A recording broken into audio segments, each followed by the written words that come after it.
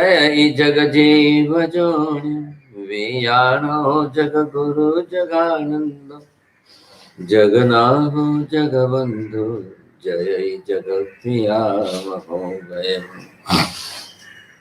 जय सुयान बभु तीर्थयराणम पश्चिमो जय गुरुलोगाणम जय महप्पा महावीर सर्वारिष्ट प्रणाशाय सर्वाभीष्टार्थदायिने सर्वलब्धे निधानाय श्री गौतम स्वामिने नमः। श्री सुधर्मा स्वामिने नमः। अज्ञानतिमिरान्धानां ज्ञानाञ्जनशलाकया नेत्रमुन्मीलितं येन तस्मै श्री गुरवे नमः।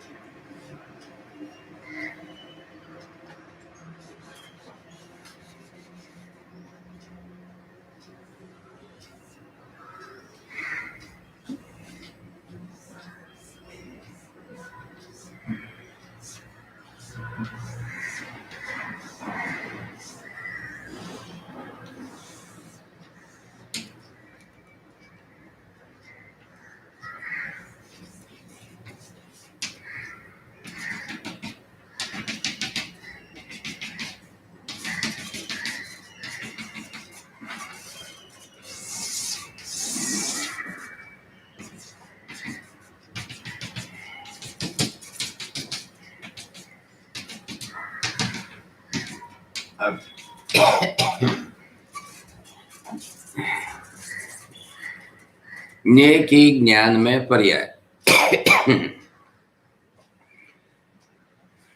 विषय जो चल रहा है वो उत्पाद व द्रव्य का है, द्रव्य में भी, गुण में भी, पर्याय में भी। अब किस तरह से कहाँ कैसे हो रहा है, अब ज्ञान में पर्याय का परिवर्तन कैसे होता है, ज्ञेय के कारण होता है। अब ज्ञेय में जो भी हो रहा है वो ज्ञान में प्रतिबिंबित हो रहा है। उत्पाद व्यय की प्रक्रिया क्या होगी, कैसी होगी?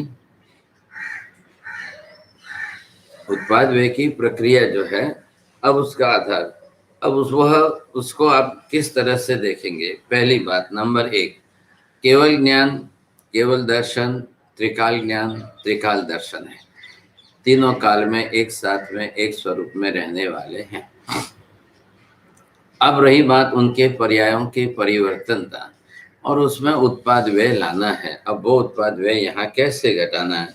जे ज्ञेयाकारे परिणमयी ज्ञानादिक निज पर्याय रे व्यतिरेक तेह ते सिद्ध नहीं ते लक्षण हिम पड़ी धाई रे। 16वीं गाथा पड़ी आम।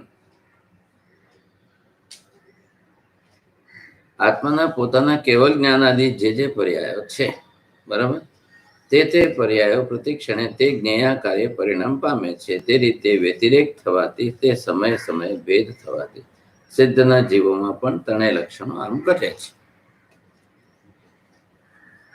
क्या समझे बोल?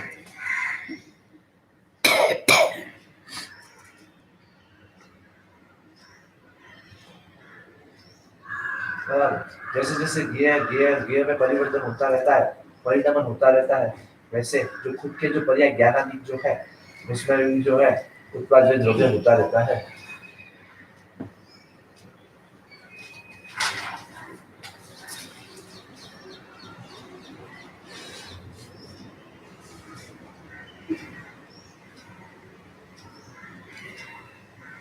द्रव्य की पर्याय, गुण की पर्याय और पर्याय की पर्याय।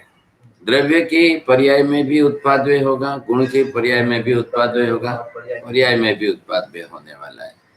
अब द्रव्य है यहाँ पर चेतन आत्मा द्रव्य, अर्यंत भी है, सिद्ध भी है, दोनों स्वरूप में है। दोनों में क्या फर्क है? आत्मा द्रव्य दोनों का एक सरीखा एक जैसा है। केवल ज्ञान, केवल दर्शन, गुण जो है दोनों का एक सरीखा एक समान है। क्यों?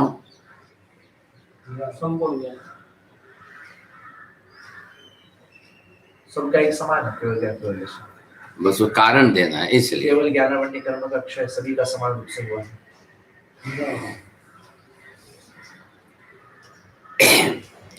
ज्ञान दर्शन आत्मा में जो भी है वह पूर्ण संपूर्ण ही है। अनंत आत्माओं में एक सरीखा एक समान है। लेकिन अनंत में होने से एक जाति बन जाती है, एक से अनेक में होने से भी जाति का नियम लागू पड़ता है। अब एक समानता आ गई, एक सरीखापन आ गई तो आत्मा की जाति हुई, केवल ज्ञान की भी जाति गुण है। अब उस हिसाब से भी जो आवरणीय कर्म था उसका संपूर्ण क्षय होने से क्षयिक भाव से जो भी प्रकट होता है वो पूर्ण संपूर्ण क्षयिक भाव। अब क्षयिक भाव से कोई भी गुण प्रकट होगा, एक भी गुण प्रकट होगा। अब जैसे सम्यक दर्शन होगा, अब सम्यक दर्शन भी जब क्षयिक भाव से प्रकट होता है तो वो भी पूर्ण संपूर्ण ही होता है। चाहे श्रेणिक राजा का हो, चाहे और किसी का हो, चाहे किसी का भी हो, क्षयिक भाव से प्रकट होने वाला। क्यों? उसमें क्षयिक भाव का मतलब क्या होता है? कर्म के संपूर्ण क्षय। हाँ, क्षयोपशम में क्या है? आंशिक क्षय है। उपशम में क्या होता है? उपशम में शांत। शब्द का अर्थ है, शब्द का ही अर्थ आएगा। बोल आपका, उनका बोलना जरूरी नहीं है। अब ये तीन प्रक्रिया आप समझो।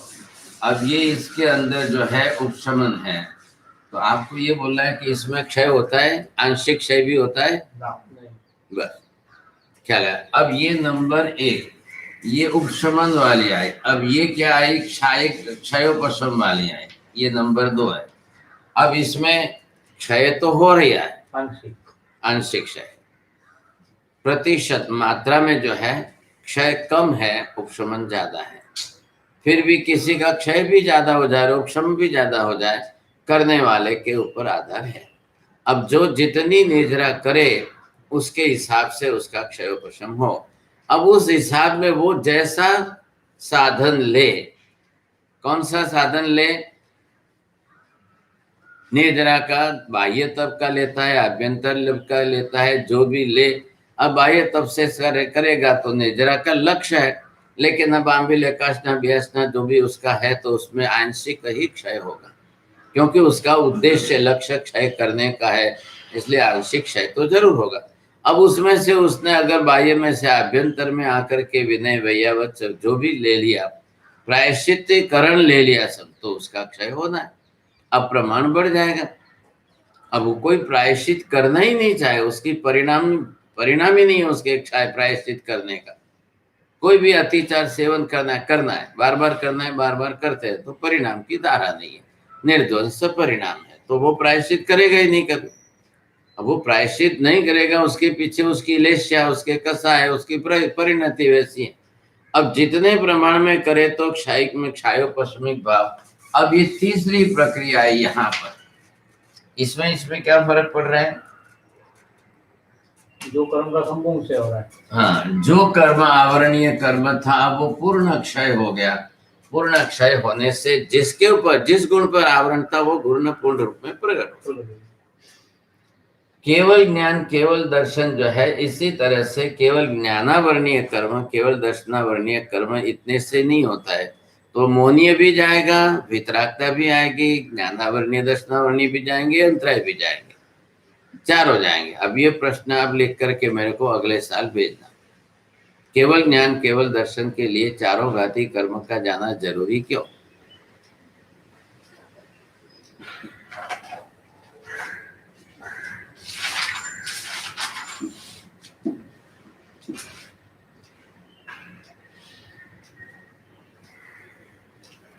चारों अगति ना, चारों अगति का नहीं, घाती। केवल ज्ञान चला जाए। केवल ज्ञान दर्शन कब होगा? चारों अगति जाएंगे, घाती बोलते हैं उसका नाम, घाती। क्या प्रश्न लिखा है? केवल ज्ञान केवल दर्शन के लिए चारों घाती कर्मों का जाना जरूरी क्यों? दूसरे किसी कर्म के लिए तो जाना जरूरी नहीं है चारों घाती कर्म का। वितरागी होने के लिए भी चारों घाती कर्म का जाना जरूरी नहीं है, लेकिन यही क्यों होता है? इसके लिए चारों घाती का अनिवार्यता बताई, होता भी वैसे ही है। अब अंतराय कर्म का इसके साथ क्या संबंध है? लेकिन होता ही है वैसे, तो उसके लिए भी साथ में जोड़ दिया अंतराय कर्म भी। अब ये जो बताया जिस तरह से होगा, तो केवल ज्ञान केवल दर्शन जब भी होगा तो क्षायिक भाव से। दूसरे कोई भी ज्ञान दर्शन है वो जब भी होंगे तब क्षायिक भाव से होंगे, ऐसा अनिवार्य नियम नहीं बैठता। अनिवार्यता ये शब्द ध्यान में लो। अब अनिवार्यता जिस तरह से जो बैठती है वो कैसे, यहाँ तक कि मन प्रयोग या के अवधि ज्ञान भी, वो भी क्षय उपशम भाव वाले बन जाते हैं, वो भी क्षायिक भाव के। जब केवल ज्ञान होगा तो सबका क्षायिक हो जाए।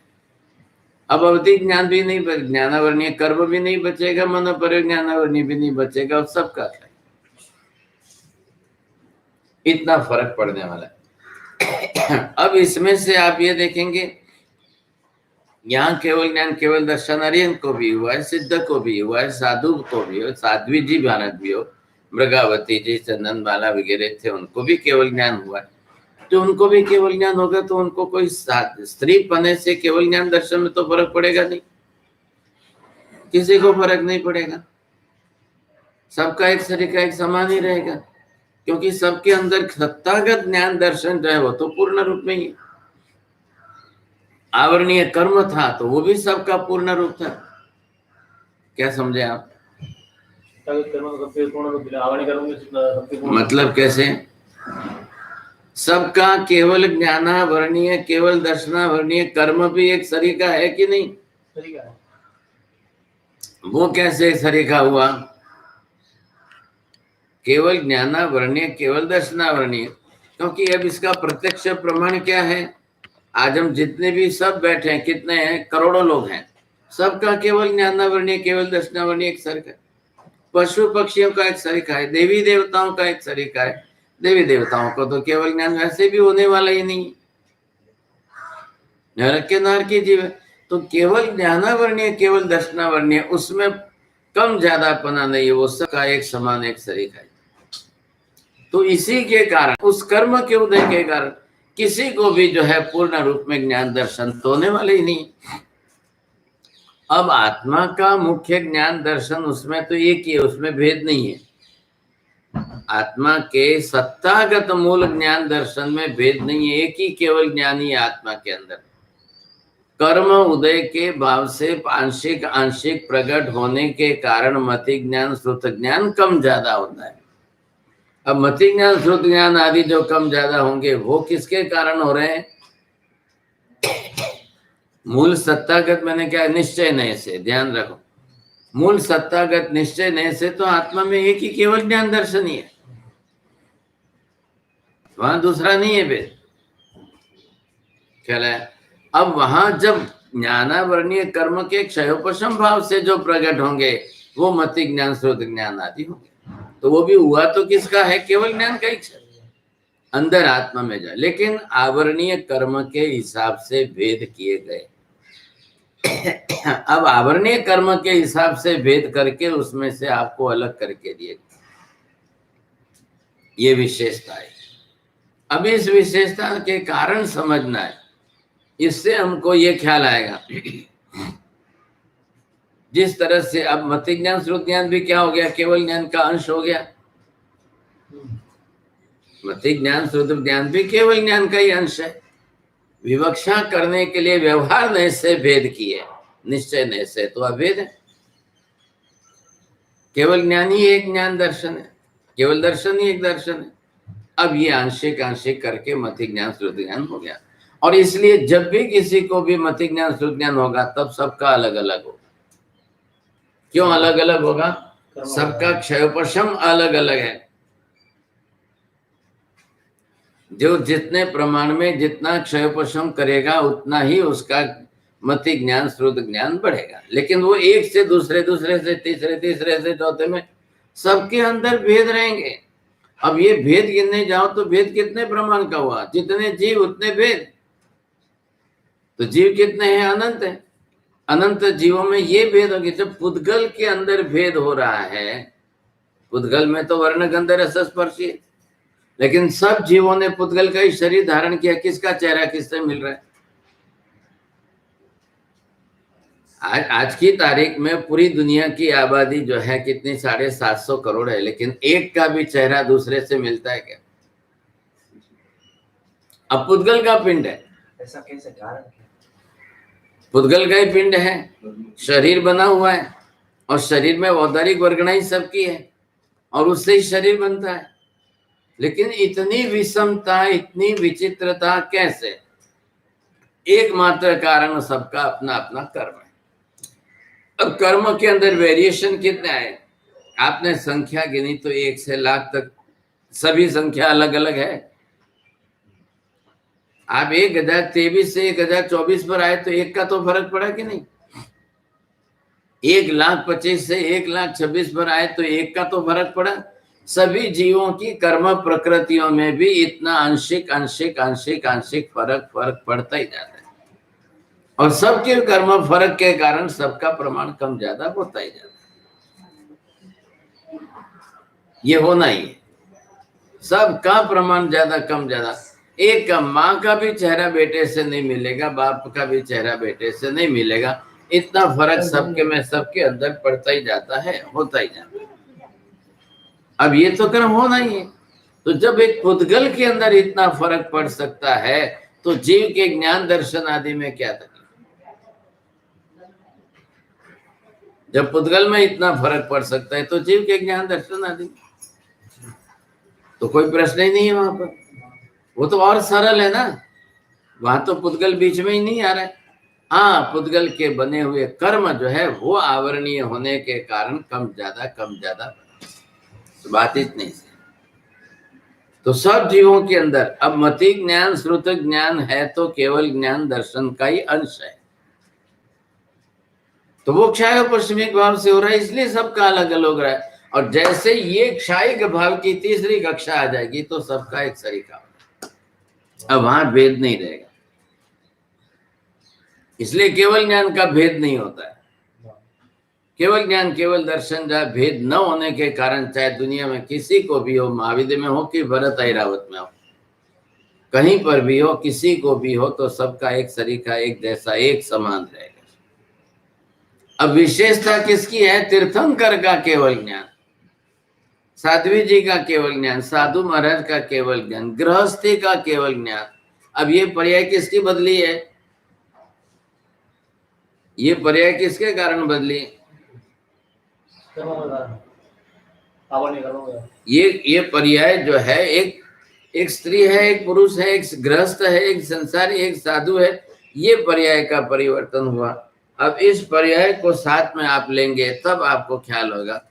अब इन पर्यायों के अंदर जिसके प्लस पॉइंट में पुण्य की प्रकृति अलग से ज्यादा है, ख्याल आ रहा है आपको?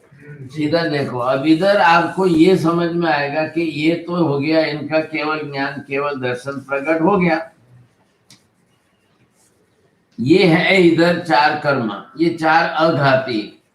अघाती में नाम कर्म के अंदर किसकी पुण्य नाम कर्म की प्रकृति कौन सी कम ज्यादा है? ये तो है ही गोत्र कर्म की, इसलिए इसमें तो कोई प्रश्न नहीं आता है, इसमें प्रश्न नहीं आता है, 3 में नहीं है। बराबर। तो किस में आ रहा है? नाम कर्म। नाम कर्म के अंदर क्या? यश नाम कर्म, तीर्थंकर नाम कर्म, सौभाग्य नाम कर्म, आदि नाम कर्म, ये जो है। अब ये पुण्य प्रकृति वाले, तो ये पुण्य प्रकृति वाली व्यक्ति अब उसके साथ पर्याय जुड़ गए।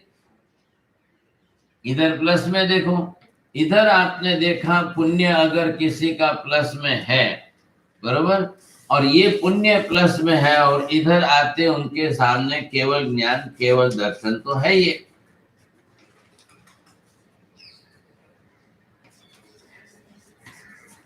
अगर ये पुण्य किसी का माइनस में भी हो फिर भी केवल ज्ञान केवल दर्शन है। अब इधर तो इसमें तो कुछ भी होने वाला नहीं है, माइनस 2 ही भेद होने वाले हैं, तीसरा भेद ही नहीं होगा, चौथा भेद ही नहीं होगा। तो 2 में क्या फर्क पड़ा? अब पर्याय को ध्यान में लो, गुण की पर्याय, पुण्य प्रकृति जिसकी प्रमाण में ज्यादा साथ में है ऐसे केवली, पुण्य प्रकृति जिसकी ज्यादा साथ में नहीं है ऐसे केवली। अब ये तो नाम गोत्र वेदनी आयुष्य की है, तो इसमें तो शुभ और अशुभ दोनों ही प्रकृति है। घाती कर्म में तो कोई शुभ पुण्य की प्रकृति कौन सी है?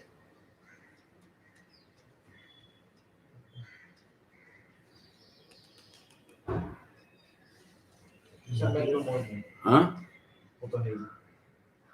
अरे सीधा नियम है, घाती कर्म में एक भी पुण्य की प्रकृति होती ही नहीं है।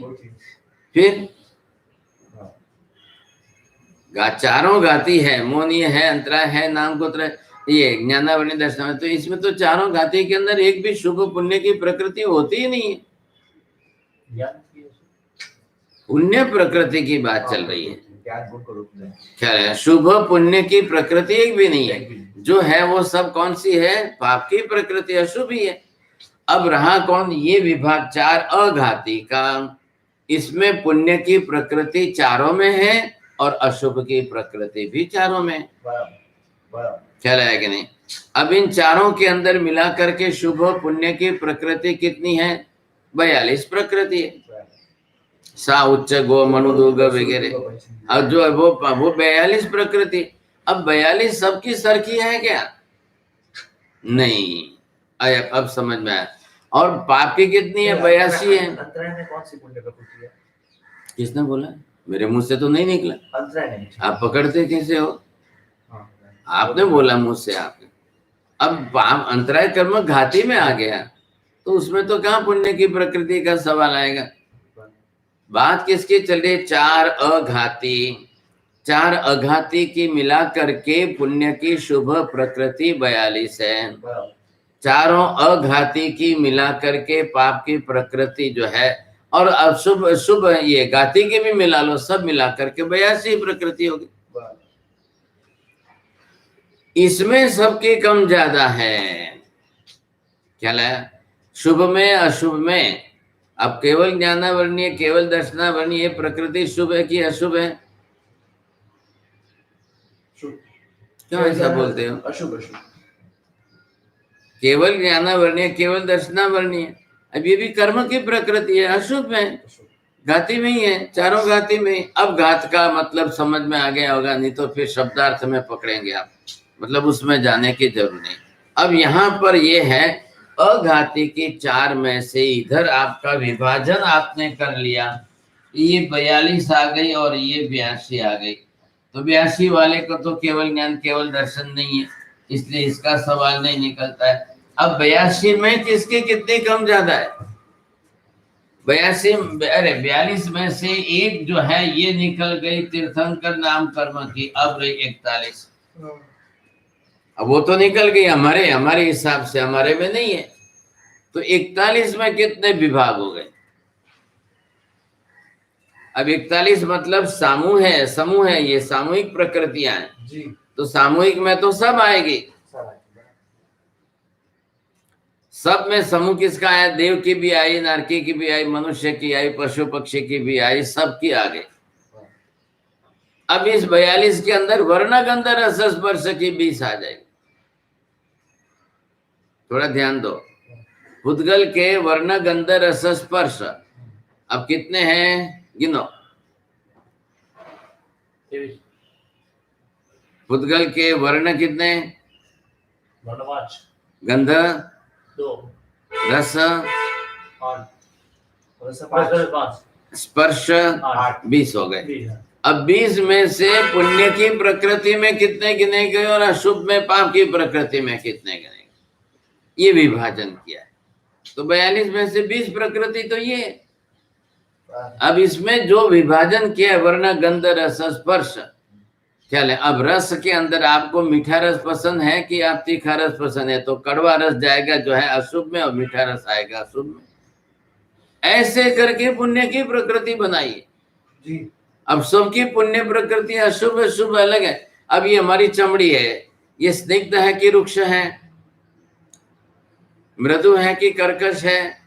अब इसमें पुण्य पाप की प्रकृति आ जाए और सबकी एक शरीर की नहीं होती है तो चमड़ी है ना, है क्या?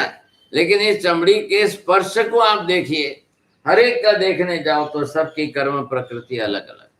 अब कितनी जो है मृदु है किसकी और कर्कश किसकी है, किसकी चमड़ी कैसी है, किसकी चमड़ी कैसी है। अब ये हिसाब लगाने बैठो तो पूरी दुनिया के अंदर इस बस 20 का भेद कितना। अब ध्यान से समझो, एक इंद्रिय भी जीव है, वनस्पति भी जीव है, पृथ्वी पान जीव है। अब उन्होंने भी तो एक इंद्रिय में शरीर तो बनाया है कि नहीं? शरीर बनाया तो उसके भी स्पर्श इंद्रिय है कि नहीं? अब स्पर्श इंद्रिय है तो उसमें 8 प्रकार के स्पर्श से कैसी इंद्रिय है? 8 प्रकार के स्पर्श में करेले के ऊपर की चमड़ी कैसी और ककड़ी के ऊपर की कैसी है, आम के ऊपर की कैसी है और केले के ऊपर की कैसी है। अब किस में जो है मृदुता है और किसी में स्वच्छता है, किसी में कैसा है और किस में कैसा है। हर एक ने अलग अलग अलग कैसा बनाया, एक एक का स्वरूप आप देख लो सब। तो वो अपना अपना कर्म है। अब जिस योनि में जीव जा करके उत्पन्न होगा वहां पर उसको वो कर्म लेना है। अब इसके लिए जो है मूल कूट संख्या के अंदर 84 लाख योनियों की संख्या गणित करने में वहां पर भी पुद्गल के वर्ण गंध रस स्पर्श का गणित किया गया। आ रहा है ख्याल में? अब वो मूल संख्या लेकर के जो गणित आप करेंगे उस हिसाब से 2 लाख 2 लाख 2 लाख 4 लाख 4 लाख 4 लाख 2 लाख 2 इंद्रिय 2 लाख 3 इंद्रिय 2 लाख 4 इंद्रिय 4 लाख देवता 4 लाख नारकी 4 लाख 3 पंचेंद्रिय कैसे आएगा? तो सबके अंदर वर्ण गंध रस स्पर्श का गणित करना पड़ेगा। बहुत बड़ा अद्भुत विषय है। अद्भुत मतलब इतना अपने को दिमाग काम नहीं करे ऐसा ही। और इतना गुणाकार होता है। और ये प्रकृतियां हैं, उधर वर्ण गंध रस स्पर्श। अब जीव तो बिना पुद्गल के तो संसार में रहेगा नहीं। पुद्गल ग्रहण किया कि उसके साथ में सब कुछ उसकी कर्म प्रकृतियां भी आई, योनि भी आई।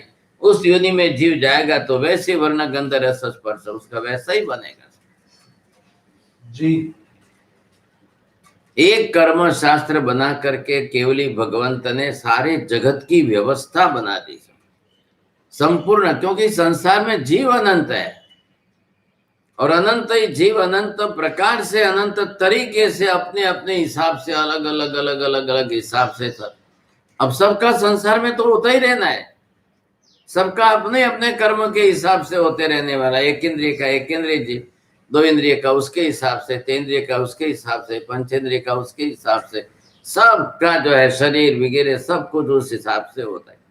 वर्ण गंध रस स्पर्श उसी से आए। पुद्गल ही है। जीव ने पुद्गल द्रव्य का ही तो संयोग किया।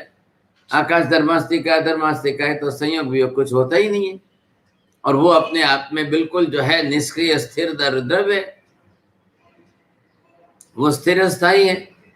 वो तो बैठे, अब ये मैं यहाँ पर बैठा हूँ, आप बैठे, हम नाचे कूदे खेले, दर्पण को क्या लेना देना है? आप हंसो तो भी इसको क्या लेना देना है, रो तो भी इसको क्या लेना देना है?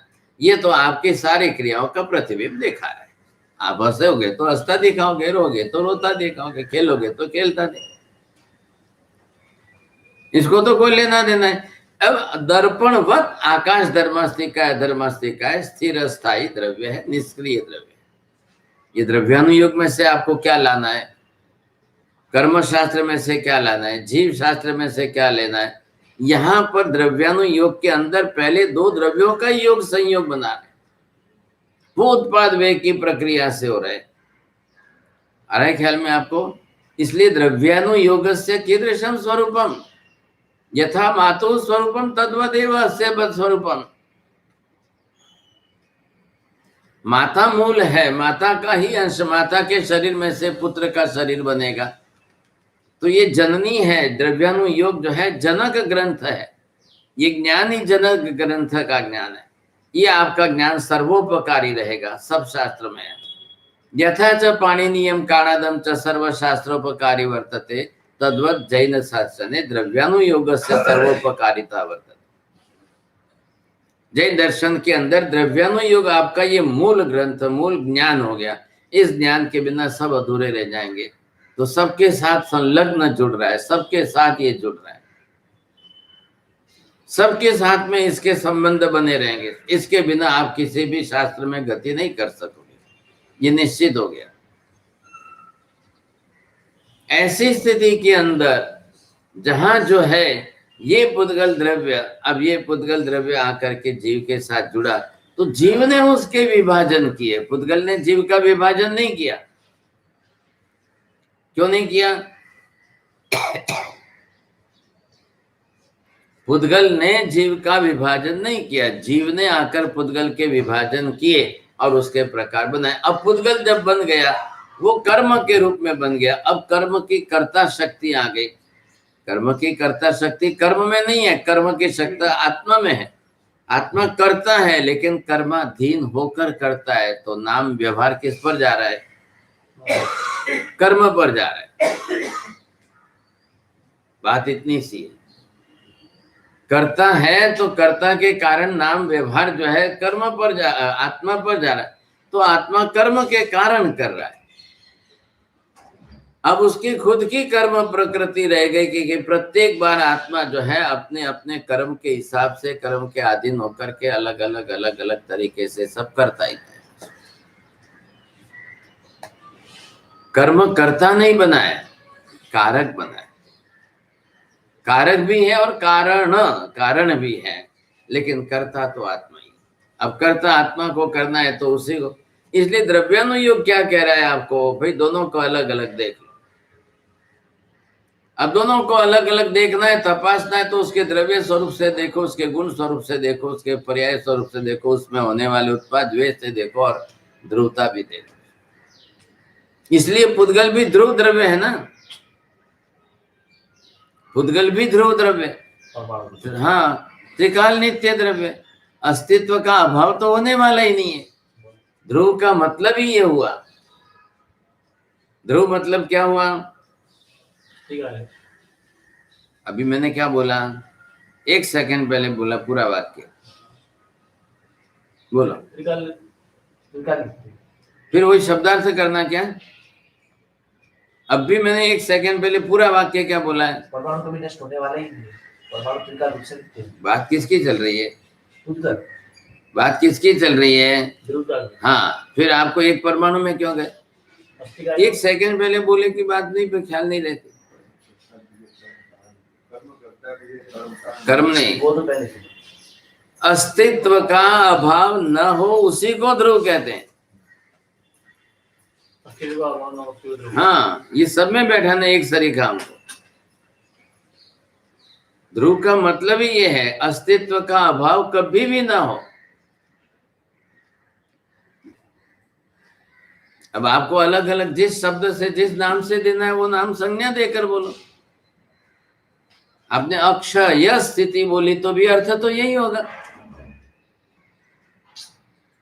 न क्षयो भवति यस्य तद अक्षयम, तो अक्षय होने से अनंत काल तक रहना है।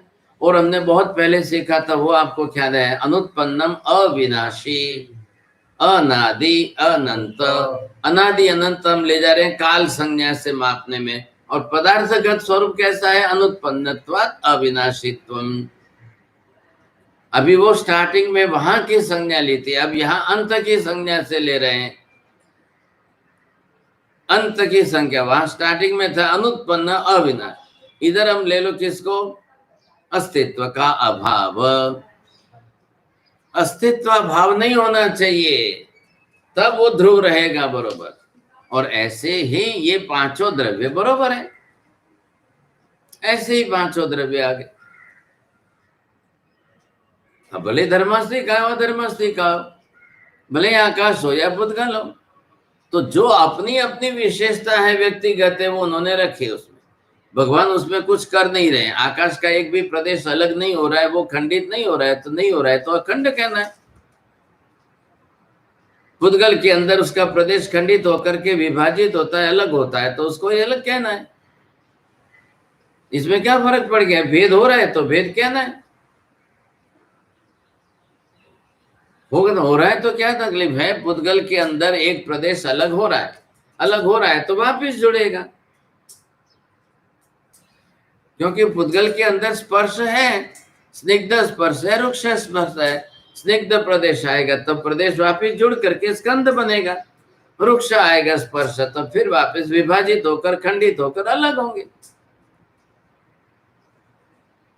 तो विश्रसा भी हो रही है और स्वयं भी हो रहे हैं और कारिक भी हो रहे हैं, इकट्ठे भी बन तो रहे हैं। तो भूतगल वापिस परमाणु मिलेंगे, परमाणु मिल करके फिर स्कंद तो बनेंगे। अब प्रत्येक बार भूतगल के परमाणु मिलकर स्कंद बनने से अलग अलग पर्याय बनती जाएगी, अलग अलग पर्याय बने की वस्तु के व्यवहार में आएगी, वस्तु रूप व्यवहार में आएगी, तो जीव उसको संज्ञा देगा। जीव उसको जो संज्ञा देगा वो पर्याय के आधार पर संज्ञा देगा, और वो संज्ञा ज्ञान बन गई, वो ज्ञान के वो ज्ञेय बन गई, तो वो पदार्थ उनके ज्ञान में ज्ञेय के रूप में स्पष्ट होता जाएगा। बोलो अब ये 5 वाक्य बोलने, अब बात चलती है तो उपयोग रख करके एक एक शब्द को पकड़ो बरोबर, एक एक वाक्य को ध्यान में लो, अवधारणा को कम मत करो, धारणा शक्ति जो बन रही है वो कम मत करो। मुझे तो बोलना ही पड़ेगा ना, आपने अगर बोलने के साथ शब्दों के साथ उपयोग भाव छोड़ दिया तो फिर वो बात हाथ में से चली जाएगी, फिर पकड़ में नहीं आएगी। अब आपको 5 वाक्य बोलना है, बरोबर बैठ रहा है कि नहीं बैठ रहा है। ये 16वीं गाथा इसी पर ज्ञेय और ज्ञान के आकार पर ही चल रही है।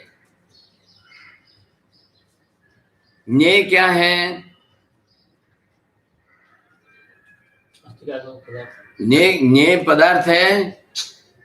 अब ज्ञेय की ज्ञानाकार संज्ञा, ज्ञेय बना पदार्थ बना, वो कैसे बना, अब उसमें से आपने संज्ञा कैसे दी। फिर से बोलता हूं, परमाणु है, अब परमाणु में संघात होगा, संघात होगा तो स्कंद बनेगा, स्कंद बना वो जो है उसकी पर्याय बनेगी। अब वो स्कंद पर्याय वस्तु स्वरूप में व्यवहार में आया तो जीव को संज्ञा देकर ही व्यवहार करना पड़ेगा। ये टेबल पुस्तक हमने संज्ञा क्यों दी, प्रत्येक वस्तु की संज्ञा दी, तो ये संज्ञा कहां से आई,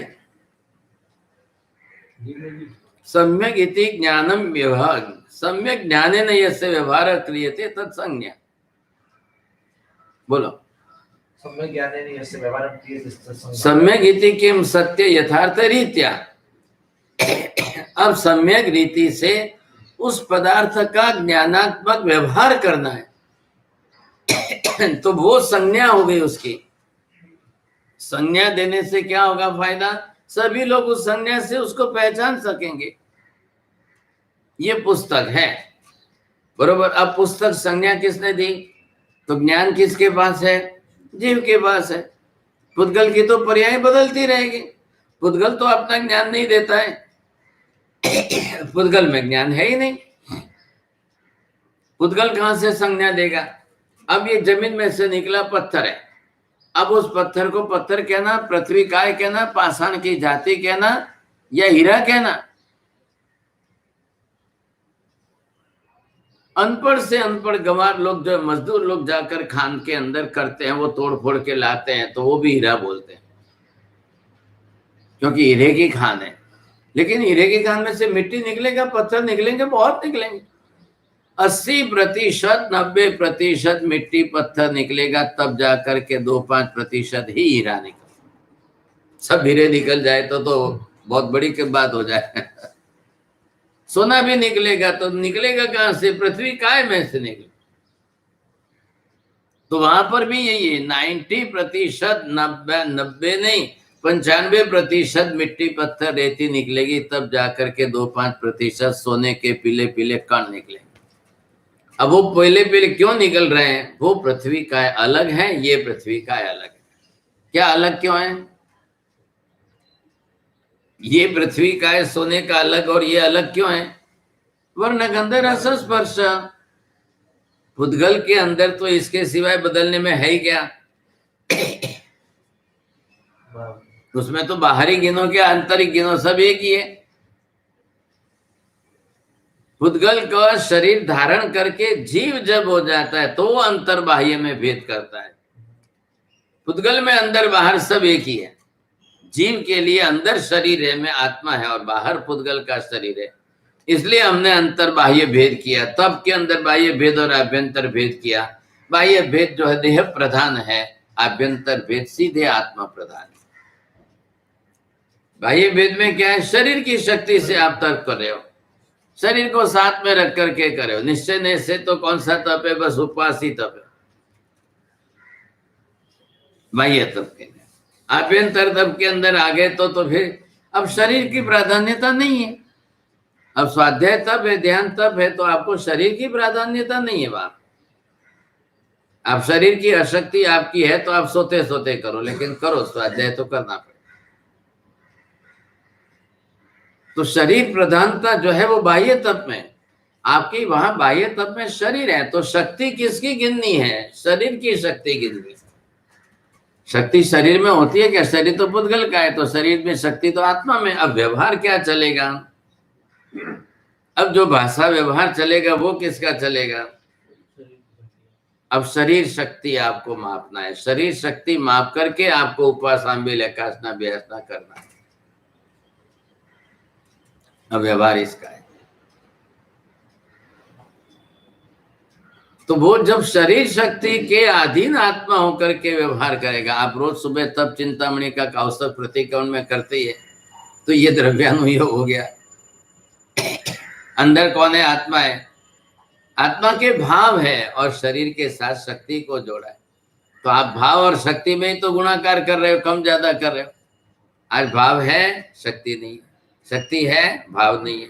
और जब भाव और शक्ति दोनों साथ में हाँ बोल दो, उस समय आपको स्वीकार। गणित क्या चल रहा है? आपको बताया है तब चिंतामणि। हमने नाम दे दिया चिंतामणि, हकीकत में तब चिंतन का उत्सव। आपको जो तप करना है उस शक्ति का चिंतन करो। अब वो आप शक्ति का चिंतन करोगे तब आपको शक्ति किसकी लेनी है और भाव परिणाम किसके लेने हैं? शक्ति भी आत्मा की है, हम आरोपित कर रहे हैं शरीर में। पुद्गल की शक्ति नहीं है, शक्ति आत्मा की है, और भाव भी आत्मा के। तो भाव आए ज्ञानावर्णीय कर्म में से, शक्ति आई अंतराय कर्म में से। वीर्यंतराय की शक्ति है आत्मा में।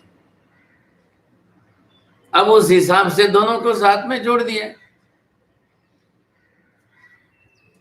अब दोनों को साथ में जोड़ दिया, उस हिसाब से आप करिए। अब जब आप कर रहे हो उस हिसाब से कर रहे हो तो देख लो। अब आप अपने अंदर भाव में चले जाओ। अब देख लेना, ध्यान देना, ज्ञान में जाओगे, ज्ञान से शक्ति का, आत्मा के भाव का विचार करोगे तो बीच में मोहनीय कर्म आ जाएगा। बीच में मोहनीय कर्म आएगा तो वो कहेगा नहीं नहीं नहीं नहीं, शक्ति नहीं है, भाव है, भाव है, शक्ति नहीं है, शक्ति नहीं है, भाव है, भाव है, शक्ति नहीं है। ये बीच में संघर्ष चलेगा। तो थोड़ी देर के लिए मोहनीय को गौण रखो भाई, नीचे दबा करके रखो, आत्मा के भाव और शक्ति का संबंध जोड़ दो, बात पूरी हो गई। अब इससे हमको बरोबर ख्याल आएगा। ये हेतु समझना है आपको। ऐसी स्थिति के अंदर जब आत्मा जाती है तब वहां उसको चिंतन करने के लिए कहा।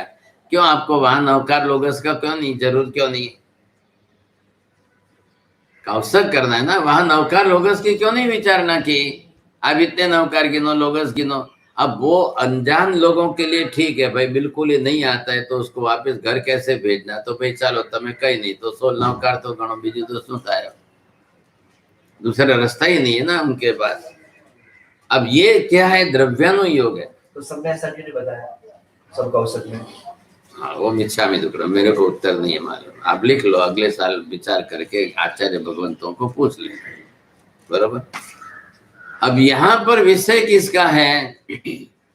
तब आत्मा का गुण है और आत्मा की शक्ति का विचार करना है। आत्मा की शक्ति के साथ में पुद्गल द्रव्य साथ में आया, अब दो को मिलाकर करना है, इसलिए। अब आपने आपकी विचारधारा अलग प्रकार के, सब में ऐसा बना देना, कैसे बनाए?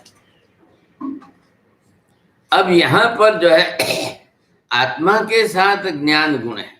अब ज्ञान के साथ ज्ञेय पदार्थ जुड़ा है, ज्ञान और ज्ञेय के साथ में आधार आधेय संबंध है और जन्य जनक भाव का संबंध है और कार्य कारण भाव का संबंध। तीनों बैठा के बोलो।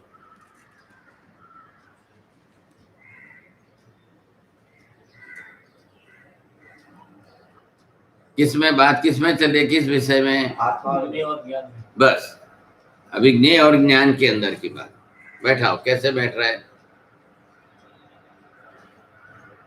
संसार के सब पदार्थ निकला के परिवर्तन और ज्ञान में परिवर्तन हो रहा है। अभी परिवर्तन बीच में मत लाओ, अभी आपको क्या बैठाना है?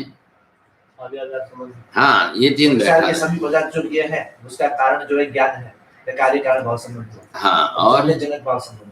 संसार के सभी पदार्थ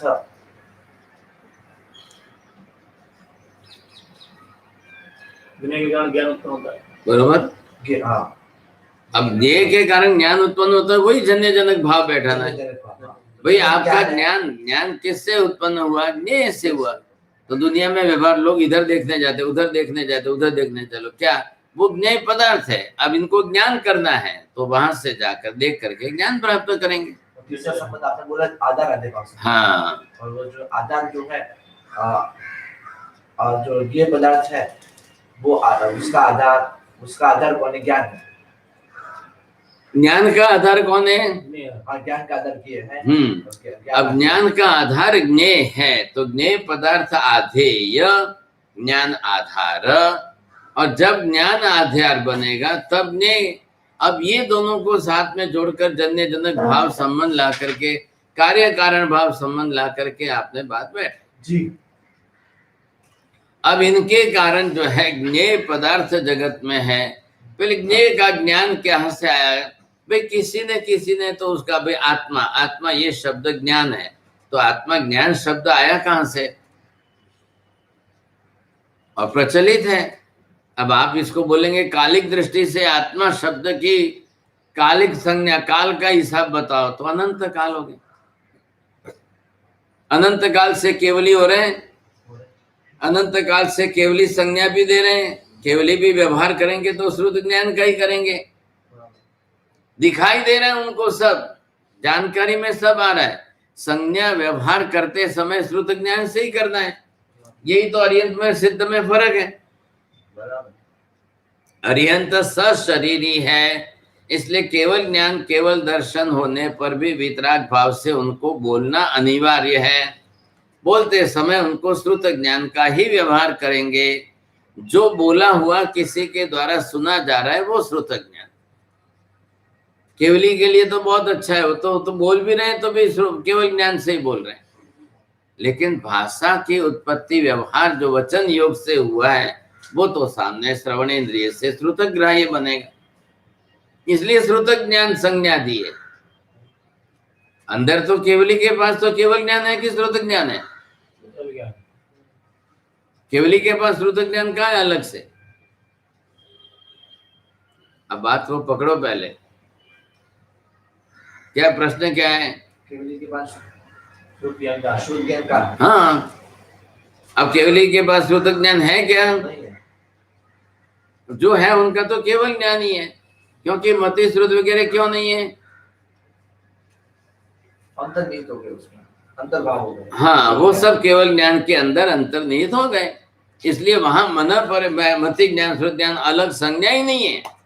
तो अब वो केवली श्रुत ज्ञान से कैसे बोलेंगे? थोड़ा सा विचार करो, अंदर बारीकाई में जाकर के भेद करो। केवल ज्ञान तो जानने का विषय है, बोलने का विषय। क्यों? बोलने में केवल ज्ञान से ही तो, आप किससे बोल रहे हैं? आप ही तो ज्ञान से बोल रहे हो ना। ज्ञान से वो देख रहे हैं ना कि तुम बोल रहे हो। केवल दर्शन है भाई साहब, ऐसा क्यों बोलते हो? वो अलग है कि नहीं? केवल दर्शन से देख रहे हैं, केवल ज्ञान से जान रहे हैं। अरे भाई ये बोल रहे हैं, अभी इनकी बात करो पहले। ये ज्ञान से बोला नहीं जाता है? नहीं बोला जाता, केवल ज्ञान से नहीं बोल सकते, केवल दर्शन से देख सकते हैं, केवल ज्ञान से जान सकते हैं। आप ज्ञान से बोलते हो कि बिना ज्ञान से बोलते हो? बोलने की प्रक्रिया ज्ञान से बोल रहा हूं। हाँ, ज्ञान ज्ञान से बोल से बोलते हो। आपका ज्ञान मति ज्ञान श्रुत ज्ञान है। हाँ। अब मति ज्ञान श्रुत ज्ञान से बोल रहे हो तो क्या हुआ? मति ज्ञान श्रुत ज्ञान नहीं है। 4 गूंगे हैं और एक शुद्ध ज्ञान ही बोलता है। हाँ, 4 गूंगे, मति ज्ञान, अवधि ज्ञान, मंत्र ज्ञान, केवल ज्ञान। अब ये घूटो, बार बार घूटो तो भी क्या अर्थ होगा? बदल जाएगा। केवल ज्ञान से नहीं बोल सकते, तो क्या नहीं बोल सकते? गूंगे केवल होते हैं, उनको पकड़ के सब में बैठाना है। ठीक है, उनको छोड़ दे। बस केवल ज्ञान, मूंगे मूंगे का अर्थ क्या बैठा? वो भाषा कौन सी और आप अर्थ क्या बैठा रहे हो? भाषा किस प्रकार की है? वो उपमा उपमेय भाव वाली भाषा है। इसका मतलब केवल ज्ञान मूंगा है तो बोल नहीं सकता, ये बैठा दिया। बोलने का आधार शुद्ध ज्ञान। आप पकड़ के बैठे हो कि फर्क समझना है? समझना। तो फिर ये खिली तो नहीं ठोकी हुई है? तो फिर अब उनके पास, केवली के पास श्रुत ज्ञान है क्या? नहीं। श्रुत ज्ञान तो अंदर निहित हो गया ना, अंतर्निहित। अब केवल ज्ञान ही तो बचा है, तो क्यों नहीं बोलेंगे? अब बोलेंगे तो केवल ज्ञान से ही बोलेंगे। अब कहाँ है श्रुत ज्ञान? श्रुत आपने सुना इसलिए श्रुत ज्ञान नाम दिया है, तो हमारे लिए दिया है। हाँ। आप उनके अंदर क्यों बैठाते हो? नहीं, श्रुत ज्ञान के बिना नहीं बोलेंगे, नहीं श्रुत ज्ञान के बिना नहीं। तो वो बोलते हैं चौमुंगा श्रुत एक स्व पर, फिर उधर ही पकड़ेंगे आप बात, तो फिर उधर ही पकड़ के लोगे। विरोध आए, वैसा थोड़ी कुछ जिन शासन होता है। दोनों बातों का समन्वय तो होना चाहिए। द्रव्यान योग में कुछ कहा हो और वो चीज को शासन में दूसरी चीज में विपरीत, तो ऐसा तो कभी नहीं होता। अब करते रहो, मैं तो मौन रहूंगा, बस चुपचाप बैठा रहूंगा। आप उस भाषा को मैं कैसे विरोध करूंगा क्या? नहीं, आप ऐसी भाषा की चर्चा लोगे और 2-4 बार बोल दोगे तो मेरे को तो चुप ही करना पड़ेगा, क्योंकि एक बार ये बात आती, एक बार ये बात आती, तो दोनों को दूसरी समन्वय बार, कैसे करें? चौथी बार, 5वीं बार, अब मैं क्या करूं? मतलब मन मैं कैसे, कोई गलत थोड़ी सिद्ध करना है। ये मेरे को ऐसी भाषा में ले जाए और फिर 4-5 बोले तो मैं उसको गलत कहूं? मतलब क्या मतलब निकालना है? जब वो उपमा उपमेय की, अरे उपमा उपमेय की भाषा दी है, अब इसको घसीट के उधर ले जाए। उपमा उपमेय की भाषा, मूंगे को शब्द को ये मूंगा मूंगा करके ये अर्थ कर रहे हैं। तो क्या अर्थ कर, वो आप पूछा ना आचार्य महाराज को पूछा लेना। बस मेरी बुद्धि जितनी चलेगी, मेरी बुद्धि का क्षय प्रसव जितना चलेगा उतना ही मैं समझा सकूं। मेरी बुद्धि से ज्यादा नहीं है। मेरे को जिसका ज्ञान नहीं है तो मुझे मौन रहने में फायदा है। आप 4 बार बोलो, 5 बार बोलो, ठीक है। मतलब केवल ज्ञान से बोलते हैं। मैं कैसे इसका निषेध कैसे करेंगे आप? मैं निषेध क्या करूं? फिर श्रुत ज्ञान से बोलते हैं, श्रुत ज्ञान से बोलते हैं। अब ये पत्थर की लकीर नहीं है साहब, पत्थर की लकीर कोई नहीं, ये नहीं है। अब यहाँ पर केवली का श्रुत ज्ञान उस केवल ज्ञान के अंदर समाविष्ट हो गया, अब अलग कैसे करेंगे? बराबर। अब वो केवल ज्ञान से नहीं बोल रहे हैं, वो श्रुत ज्ञान से बोल रहे हैं। ये बात का आधार नहीं रहता है। केवल ज्ञान से बोलते हैं, क्यों नहीं बोल सकते हैं? गलत नहीं है। तो केवल ज्ञानी जब बोल रहे हैं तो उनका तो केवल ज्ञान ही बोल रहा है। अब बोल ही नहीं सकते, ऐसा तो व्यवहार नहीं है। बोलना वचन योग की भाषा है। वचन योग की भाषा में अक्षर श्रुत प्रकट होंगे, इसलिए श्रुत ज्ञान कहते हैं। बराबर। माध्यम क्या हुआ? अक्षर अक्षर श्रुत। ख्याल है?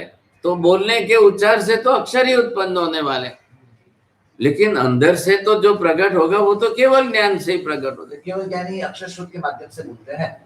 क्या है? तो वो केवल ज्ञानी को बोलना है, तो उनका ज्ञान दर्शन अंदर स्पष्ट है, तो वो तो तीनों काल का स्पष्ट है। तो तीनों काल का जितना भी सब बोलना है, बोलने का व्यवहार जो है अस्य प्रयत्नत्वादेव उच्चारणम, अस्य प्रयत्नम अष्ट प्रकारकम, अस्य प्रयत्नत्वाद यद उच्चारणम तदेव मुखोद्गातम श्रुत ज्ञानम। अब वो अक्षर श्रुत जो प्रकट हुआ, अब उसमें ज्ञान केवल ज्ञान, अक्षर तो माध्यम है, भाषा वचन प्रयोग माध्यम है उसका। भाषा के वचन प्रयोग के अंदर जो प्रकट हुआ है वो उसका माध्यम, इतना सा है। लेकिन अब इसके साथ जोड़ करके जो प्रकट हो रहा है, अभी हमारा क्या हो रहा है? हमारी भी वही प्रक्रिया है, बस हमारे में फर्क ये है कि मति श्रुत ही है, केवल दर्शन ज्ञान नहीं है। हम तीनों काल का एक साथ बोल नहीं सकते, उनके पास है ही केवल ज्ञान केवल दर्शन। अब दूसरे ज्ञान दर्शन उसमें मर्ज हो गए, सम्मिलित हो गए, इसलिए उनके पास केवल ज्ञान दर्शन। वचन प्रयोग मात्र अंदर के ज्ञान को बाहर व्यक्त करने के लिए है। बोलो, वचन प्रयोग मात्र अंदर के ज्ञान को व्यक्त करने के लिए है। बस आपको बाहर किसी को देना है ना, श्रुत ज्ञान के द्वारा केवल ज्ञान को प्रकट करना। फिर वही बात, आप केवली जो बोलेंगे वो श्रुत ज्ञान, ऐसा बोलो। केवल ज्ञान से केवली जो बोलेंगे, वचन प्रयोग से भाषा व्यवहार में उत्पन्न हुआ, वो श्रुत ज्ञान जो सुनने लायक बने जाए, दूसरों के सबके सुनने में काम आए। वही श्रुत ज्ञान के द्वारा केवल ज्ञान को प्रकट हुआ, उसमें फर्क क्या हुआ? अब श्रुत ज्ञान है ही नहीं, तो फिर वहां बैठा ना कैसे? बोलने की भाषा आप श्रुत ज्ञान तो बोल ही रहे हो, जो बोल रहे आप उसको उनको उनके अंदर फर्क करो, उनके अंदर श्रुत ज्ञान से बोलना है, ऐसा मत। ज्ञान आ रहा है वो तो केवल ज्ञान नहीं, बोलने का जो माध्यम वो श्रुत ज्ञान है नहीं। बोलने के नहीं, आपने समझा गलत, मैंने कहा नहीं है, आप भले ध्यान में दो। बोलने के लिए जो अक्षर श्रुत ज्ञान, तो वो अक्षर का प्रकार हुआ, तो श्रुत ज्ञान नहीं बोला है, केवल ज्ञान बोला है। अब केवल ज्ञान से बोल रहे हैं तो उच्चार वचन योच्चार के अंदर, भाषा उच्चार के अंदर श्रुत ज्ञान प्रकट हुआ, तो अब बोलने के बाद उसको हम श्रुत का व्यवहार देंगे, संज्ञा देंगे। है क्या अंदर? केवल ज्ञान है अंदर केवल ज्ञान। अब उच्चार तो बोलना ही पड़ेगा, तो बोलेंगे तो भाषा वर्गना के पुद्गल तो बाहर ही जाएंगे, और बाहर आपके कर्ण पटल पर आएंगे तो श्रवण होगा। श्रवणत्वात् श्रुत ज्ञान, श्रुतम मारवाड़ी में बोले मैं वो श्रुत ज्ञान, वहां से प्रकट करना वो श्रुत ज्ञान, सुनना वो श्रुत ज्ञान, प्रकट किया वो उनका केवल श्रुत ज्ञान हो गया। हाँ, कैसे होगा? अक्षर श्रुत से प्रकट हुआ। हाँ, अक्षर श्रुत तो आप बोल रहे हो आप, और यहाँ नहीं बोल रहे। अक्षर से प्रकट और ध्वनि किस रूप में प्रकट हुई? अक्षर के रूप में, अक्षर रूप में, तो अक्षर श्रुत हुआ। तो अब अक्षर श्रुत ही सुनने में, ऐसा बोलने में तकलीफ क्या है? उल्टा बोलने में उल्टा बात नहीं है, केवल ज्ञान तुम हाथ रखे रही हो, थोड़ी रही हो। तो केवल ज्ञान से, श्रुत ज्ञान से बोलते हैं, आप ये बोल रहे हो, इसलिए कह रहा हूँ। श्रुत ज्ञान से बोल रहे हैं, श्रुत ज्ञान से केवल ज्ञान को प्रकट कर रहे हैं, मतलब जो ज्ञान है उसको प्रकट करने के लिए श्रुत का माध्यम है। तो अक्षर श्रुत बोलो, फर्क क्या? अक्षर श्रुत के माध्यम से केवल ज्ञान को प्रकट किया। हाँ, तो अक्षर जो है उसका माध्यम है, बिना अक्षर के उच्चार के केवल ज्ञान भी प्रकट नहीं होगा। बराबर। वो किसमें जो मुख है, तो उनको तो बोलना ही नहीं है, इसलिए वो मुख शब्द लेकर के सब मूंगा मूंगा चारों ज्ञान मूंगे ऐसे ज्ञान, वहां उपमा उपमेय अर्थ अलग है। अब यहाँ पर केवली को अक्षर के उच्चार से ही ज्ञान प्रकट कर। अब वो नहीं करेंगे तो अपने आप में तो जानते हैं, देखते हैं सब, तीनों काल का अनंत सब उनके अंदर। अब सवाल क्रमबद्ध उच्चार से भाषा प्रयोग करके उसको दूसरे को सुनाना है। अब जिसने सुना उनको हुआ श्रुत ज्ञान, जिसने बोला उसने केवल ज्ञान से। उच्चार में भाषा वचन प्रयोग में जो आए, क्योंकि भाषा बिना वचन प्रयोग के होगी नहीं, अब ये जो प्रयोग हुआ उससे उनसे निकला, तो वो एक की एक बात जो है, अब हम बोल रहे हैं तो हमारे अंदर श्रुत ज्ञान है, हम केवल ज्ञान वाले नहीं है। तो हमारे में जितना ज्ञान है, लेकिन जितना ज्ञान है उसमें भी ज्ञानावरणीय कर्म ज्यादा है। बोलते समय बात भूल गए, याद नहीं आए, 2 दिन के बाद याद आई, अरे उस दिन मैंने बोला, ये तो बात रह गई। तो केवल ज्ञान स्व पर प्रकाशक है। ज्ञान मात्र स्व पर प्रकाशक है। आपने प्रश्न किया मेरे को पकड़ने के लिए, लेकिन मैं इसमें क्या उत्तर दूं? मुझे आश्चर्य होता है कि ऐसा प्रश्न क्यों किया। सूत्र मालूम है ना आपको? स्व पर व्यवसाय ज्ञान है। फिर क्यों प्रश्न किया? तो प्रश्न इसलिए तो इसलिए नहीं, इस प्रश्न का उद्भव होने का कारण यह है कि स्व पर प्रकाशक ज्ञान शुद्ध ज्ञान है, ऐसा स्पष्ट उल्लेख है, केवल ज्ञान नहीं है। ऐसा मैंने नहीं कहा। स्व पर प्रकाशक ज्ञान शुद्ध ज्ञान है। स्व पर व्यवसायिक ज्ञानम प्रमाणम। हाँ, ये तो अपने ज्ञान के ज्ञान है तो केवल ज्ञान क्या है? उसकी भेद है तो केवल उसको ज्ञान को लागू नहीं पड़ेगा। लेकिन उसमें किसी पंक्ति का आगे काट मैंने बोला है, जो मैंने बोला पहली पंक्ति, उसी के दूसरी पंक्ति है, इसके करता है। उधर मत जाओ, आप केवल निषेध कर रहे हो ना, लिखो क्या आप निषेध क्या करो? केवल ज्ञान स्व पर प्रकाशक नहीं, आप निषेध कर। ऐसा नहीं बोला अभी आपने अभी तो बोला, ज्ञान को जो है मूंगे की उपमा दी है। फिर वापिस उधर मूंगे में गए। अभी आपने स्व पर व्यवसाय में क्या कहा है, पहले ये स्पष्ट कर। उधर वापिस वो मत पकड़ो, फिर वो वापिस चर्चा घूट करके चर्चा लंबी खींचेंगे। मत बोलो उधर, आप पहले स्व पर व्यवसाय का सूत्र का अर्थ लिखो, नीचे सही करो कि किसके नाम से आप बोल रहे हो उन्होंने निषेध किया है। निषेध नहीं किया, मैं क्या कर रहा हूँ, शुद्ध ज्ञान स्व पर प्रकाशक है और बाकी के 4 ज्ञान जो है। आपने अभी क्या बोला? केवल ज्ञान स्व पर प्रकाशक नहीं है। नहीं, मैंने सुना है, बरोबर। बोला ही नहीं है केवल ज्ञान प्रकाशक है, ऐसा मैंने बोला है। केवल ज्ञान स्व पर प्रकाशक नहीं है, श्रुत ज्ञान ही है, आपने अभी बोला है। नहीं, बोला ही नहीं है, बोला ही नहीं है। मैंने बोला कि शुद्ध ज्ञान स्व पर प्रकाशक है, बस इतना ही। केवल ज्ञान नहीं, ऐसा मैंने नहीं बोला, पहले बोला। ये बात उसी समय खोली थी मैं जब वापस मैंने पूछा, तभी प्रश्न था वो, तो पहले प्रश्न था। बाद में जब ये स्पष्ट किया था कि केवल ज्ञान मूंगा है, नहीं, उधर शब्द नहीं आया था। अभी आपने केवल ज्ञान स्व पर प्रकाशक है, हम बरोबर मिलेगा, बरोबर। अब आपको जो है मिले तो प्रायश्चित करना पक्का, बरोबर। केवल ज्ञान स्व पर प्रकाशक नहीं है, ऐसा मैंने और ज्ञान और बाकी के बाद में शब्द है, ज्ञान मात्र स्व पर प्रकाशक है, ये सूत्र का तो मेरे को ही पता है, स्व पर व्यवसायिक ज्ञान।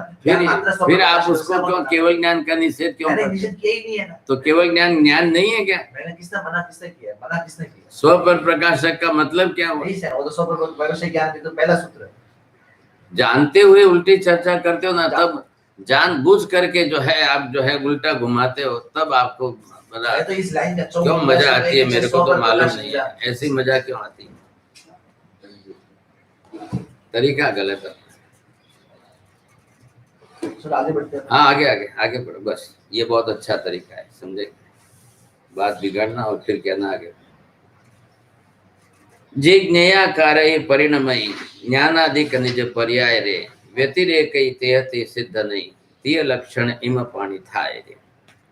चलो, अब इसके अंदर मुख्य विषय ये है कि आत्मा के अपने खुद के केवल ज्ञान आदि जो पर्याय, केवल ज्ञान पर्याय है कि क्या है? पर्याय, ज्ञान जो है वो गुण है, अब गुण के पर्याय है। केवल ज्ञान, हाँ, मति ज्ञान, श्रुत ज्ञान, अवधि ज्ञान, मरे केवल ज्ञान। अब गुण तो एक ही है, तो ये पर्याय अलग अलग 5 क्यों की? कर्मों के आवरण से कम ज्यादा। हाँ, बरोबर। कर्म का आवरण जो है कम ज्यादा होने से ज्ञान गुण की अलग अलग पर्याय बनेगी। पेड़ एक ही है लेकिन शाखा अनेक है कि नहीं? वैसे तो यहाँ पर जो ज्ञान आदि जो पर्याय है, अब किसकी है? निज पर्याय। निज कौन है? आत्मा। गुण केवल ज्ञान जो है ज्ञान गुण है, मूलभूत गुण जो है वो ज्ञान गुण है, ज्ञान गुण की पर्याय इन्होंने यहाँ पर धारण। अब इसके अंदर जो आत्मा पोताना केवल ज्ञान आदि जे पर्याय छे ते पर्यायो प्रति क्षणे जे ज्ञेया कार्य परिणाम पामे छे। क्या इनका विषय है? ध्यान में लो, पहले उत्पाद वे द्रव्य, इनको घटाना है। हाँ, अब ये ज्ञान और ज्ञेयाकार में उत्पाद वे द्रव्य कैसे घटता है बोलो। ज्ञेय में जैसे जैसे परिवर्तन होता है वैसे वैसे ज्ञान में परिवर्तन होता है, उत्पाद में होता है। ज्ञान गुण अखंड रहता है, जैसे जैसे ज्ञेय में परिवर्तन होता है वैसे वैसे पुराना का व्यय हुआ, नया का उत्पन्न हुआ, पुराना का व्यय हुआ, नया का उत्पन्न हुआ। ज्ञान गुण उसके में ध्रुव ही है।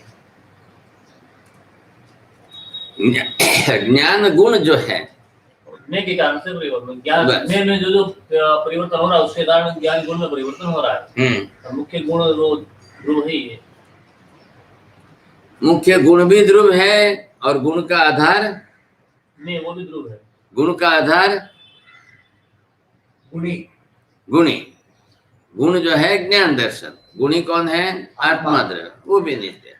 तो गुण से गुण भी नित्य है और ज्ञान भी नित्य है और आत्मा भी नित्य है। दोनों की नित्यता कैसे? क्या कार्य कारण भाव बैठा कर सिद्ध कर सकते हो? ज्ञान गुण गुण गुणी न भेद। हाँ। ज्ञान गुण नित्य है तो गुणी भी नित्य है। ज्ञान गुणी के बिना गुणी गुण नहीं रहता। गुण गुणी के बिना बरोबर बरोबर, खोलो उसको, खोलते जाओ। अनादि से गुण और गुणी दोनों का अभेद संबंध से दोनों साथ में रह रहे हैं। बिना गुण के गुणी के ज्ञान गुण भी नहीं रहेगा और बिना गुण के ज्ञानी गुणी भी नहीं रहेगा। आत्मा के बिना ज्ञान नहीं, ज्ञान के बिना आत्मा नहीं। आत्मा नष्ट हो जाए और गुण बचा रहे, ऐसा कभी होता नहीं। गुण नष्ट हो जाए और आत्मा बची रहे, ऐसा कभी होता नहीं है। ये तरीका है कि आप चारों तरफ से एक दूसरे का भाव, सद्भाव, अभाव भी सिद्ध कर लो तो स्पष्टता उसमें हो जाती है जी। तो ये क्या है? ये सदा काल के लिए ऐसा ज्ञान बन गया कि एक वाक्य का कोई छेद नहीं कर सके, ये विशेषता है। तो आत्मा के बिना ज्ञान, अब इसमें भेद करने वाले नैयायिक वगैरह है कहलाएगा। गुण को अलग मान करके गुणी को अलग मानेंगे, गुण गुणी का भेद करके अलग मानेंगे, फिर उत्पन्नम द्रव्यम क्षणम अगुणम निष्क्रियम चाहिए सिद्धांत बैठाएंगे, फिर वो करते हैं उनके हिसाब से। अब जो भी करे तो वो मिथ्या वचन हो जाता है। जो पदार्थगत द्रव्य गुण पर्याय के उत्पाद वे द्रव्य से शाश्वत व्यवस्था है, उसको जो भी जिस अंश में तोड़ेगा वो मिथ्या बन जाएगा। बोलो क्या कहा? पदार्थ जो शास्त्र व्यवस्था उसको जो भी जिस अंश में जितने भी तोड़ेगा उतना वो मिथ्या बन जाएगा। बस पदार्थ स्वरूप में आपको कुछ भी नहीं करना है। पदार्थ स्वरूप में भगवान केवली भी नहीं करते हैं। केवली तो खात मात्र जो हो रहा है वो देख रहे हैं और जो हो रहा है वो जान रहे हैं। जो भी है तो ज्ञेय का आधार उनका ज्ञान है। तो ज्ञेय जो ज्ञेय में ही परिवर्तन होगा तो उनके ज्ञान में परिवर्तन स्पष्ट दिखाई देगा। अब ज्ञेय में आपको सिद्ध क्या करना है? उत्पाद व्यय। अब ज्ञेय में उत्पाद व्यय हो रहा है कि ज्ञान में उत्पाद व्यय हो रहा है? वो कैसे सिद्ध करेंगे? और ज्ञेय के अंदर होने वाले उत्पाद व्यय से ज्ञान में कैसे, दोनों पक्ष में सिद्ध करना है। ये समझो, ये है पदार्थ। देखिए अपन ने वो आम लेते हैं। आम के अंदर वर्ण के अंदर स्पर्श का परिवर्तन होता रहता है।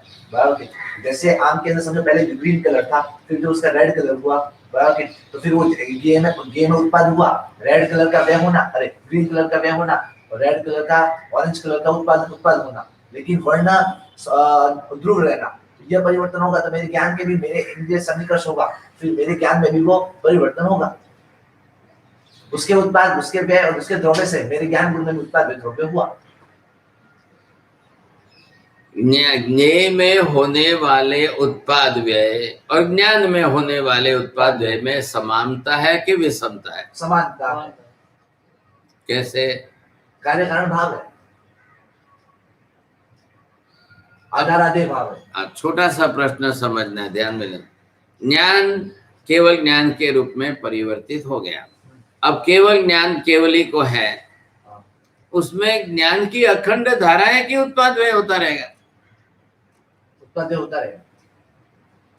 ज्ञान केवल ज्ञान अखंड धारा में रहेगा कि नहीं रहेगा? अखंड धारा में केवल ज्ञान, केवल ज्ञान, केवल दर्शन जो है वो उत्पन्न हो गया, वो पूर्ण रूप में प्रकट है, उसमें अनंतता है, त्रिकालता है, ध्रुवता है, नित्यता है। कोई निषेध नहीं, लेकिन अपना नियम बनाया हुआ है। जो अब नियम की बात बाद में करो, पहले नियम भी तो प्रक्रिया से सिद्ध होना चाहिए कि जो सत्य है वो उत्पादित द्रव्यात्मक होता ही है। अगर बाकी जो उत्पादित द्रव्यात्मक जो नहीं है वो असत बन जाएगा। तो अपन को ज्ञान को असत नहीं बनाना है, अपन को ज्ञान को केवल ज्ञान गुण है वो अखंड रहेगा, उसका जो पदार्थ है वो पदार्थ है। हाँ, बात पकड़ो, पहले पॉइंट पकड़ो आप। केवल ज्ञान नित्य है, केवल ज्ञान अविनाशी है, अनुत्पन्न केवल ज्ञान आने के बाद नष्ट होने वाला नहीं है। अनंत काल रहने वाला है, त्रिकाल नित्य है। हाँ, अब केवल ज्ञान जो है, तो जब उसकी अखंडता है, अब आप उसमें उत्पाद वे कैसे? हाँ, तो उसकी ध्रुवता है, उसको कोई गुण प्रॉब्लम में नहीं, उत्पाद होगा, लेकिन उसके ज्ञान में ज्ञ के परिवर्तन से होगा उत्पन्न। केवल ज्ञान की अखंडता, केवल ज्ञान गुण में उत्पाद हो रहा है। वही सिद्ध करना है। अभी सिद्ध करने के लिए कोई व्यवस्थित जो है कार्य कारण भाव बैठना चाहिए। और ज्ञान भी किसका होता है? ज्ञ बिना ज्ञान होता है? ज्ञ के बिना कार्य कारण भाव, ज्ञ के बिना ज्ञान। आप इधर उधर बहुत घुमाओगे पूरे बिनमाल तक, लेकिन जो पॉइंट आएगा वो नहीं पकड़ेंगे। वो पकड़ेंगे। मैं 10 मिनट तक बैठा रहूंगा तो आप इधर से उधर, उधर से उधर, रेड से लाइट वो करते जाओगे। क्या है? मूल पॉइंट क्या है? ज्ञान भी किसका होता है? ज्ञान का आधार कौन? चलो केवल ज्ञान, उल्टे सुलटे मत जाओ, अब पॉइंट पकड़ो, इधर उधर से सामान्य स्तर पर मत उतरो। केवल ज्ञान की बात चल रही है और केवल ज्ञान की अखंडितता त्रैकालिकता बनी है, मति श्रुत की नहीं बनी है। इसलिए सामान्य ज्ञान में जाकर के घूमना, ये आदत बदल दो बस। जी, अखंड है और नित्य है, केवल ज्ञान दर्शन। अब उसमें उत्पाद वे करके उसको खंड करना होगा क्या? नहीं होगा। पहले बात को पूरी समझना और ये तरीका अपनाओ। किस नए से, किस दृष्टिकोण से जो विषय उठाया जाता है वो कैसा है। अरे ये बात ख्याल में आपको ध्रुवता बैठ गई किसकी? केवल ज्ञान दर्शन। केवल ज्ञान दर्शन की जो ध्रुवता बैठी तो त्रिकाल अखंड धारा में। अब ये पदार्थ में उत्पाद वे न भी हो तो भी केवली को भावी का भी दिख रहा है।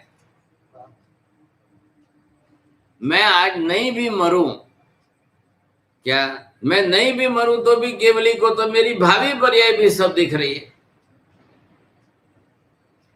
अब केवल ज्ञान के अंदर तो अखंडता बनी हुई है, तो उत्पाद वे कहाँ हो? अभी मैं ज्ञेय हूं तो मेरे में तो उत्पाद वे रुक गया। मैं 100 साल तक नहीं मरने वाला हूं, और केवली तो आगे के 100 साल के बाद का भी सब कह रहे हैं, अध्यवसाय जो उत्पाद नहीं हुआ है। अध्यवसाय अभी अध्यवसाय शब्द का अर्थ क्या है समझ के प्रयोग करो। बात प्रश्न क्या समझ में आए, पहले मैं ये कोशिश कर रहा हूँ, ये आपको समझ में आनी चाहिए। केवल ज्ञान गुण में उत्पाद कैसे अखंड होते हुए? नहीं, पूरी बात करो। 4-5 वाक्य बोलोगे तब पूरी बात होगी। पॉइंट क्या पकड़ा है? केवल ज्ञान गुण नित्य है, केवल ज्ञान गुण अखंड है, केवल ज्ञान है, केवल ज्ञान केवल दर्शन द्वारा बोल, केवल ज्ञान केवल दर्शन द्वारा नित्य है, केवल ज्ञान केवल दर्शन द्वारा अखंड है, त्रिकालिक है। उनमें त्रय परिवर्तन कैसे? देखो अधूरी बात आई कि नहीं आई? आपने जो बोली ये प्राथमिक बात है तो वहां जुड़ी नहीं रही है। अब आगे बात बढ़ाओ। आगे कहां से शुरुआत हो रही है? ने में उत्पाद वे न हो तो भी केवली के ज्ञान में उत्पाद वे होता है कि नहीं होता है? मैंने अभी दृष्टांत मेरा दिया कि भी मैं नहीं मरा हूं और 100 साल तक नहीं मरूं, तो उसके बाद भी केवली के ज्ञान दर्शन में तो नियम टूट गया। ने में उत्पाद वे न होते हुए भी ज्ञान में उत्पाद वे हो गया। उत्पाद सतत चालू है,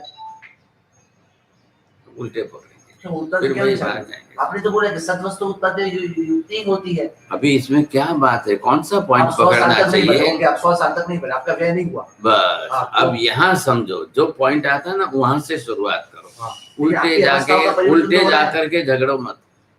अवस्थाओं का तो परिवर्तन हो रहा है ना। आप भले आपका संपूर्ण व्यय नहीं हुआ, लेकिन अवस्था का तो व्यय हुआ ना। आपके अध्यवसाय में परिवर्तन होना वो अभी आप यहाँ पे बैठे अध्यवसाय हो, शब्द मत लगाओ। आप खींचते रहो। क्यों अभी आप यहाँ पे खींचो? बैठे, यहाँ से वहां पे जाओगे तो व्यय हुआ नहीं यहाँ से वहाँ का।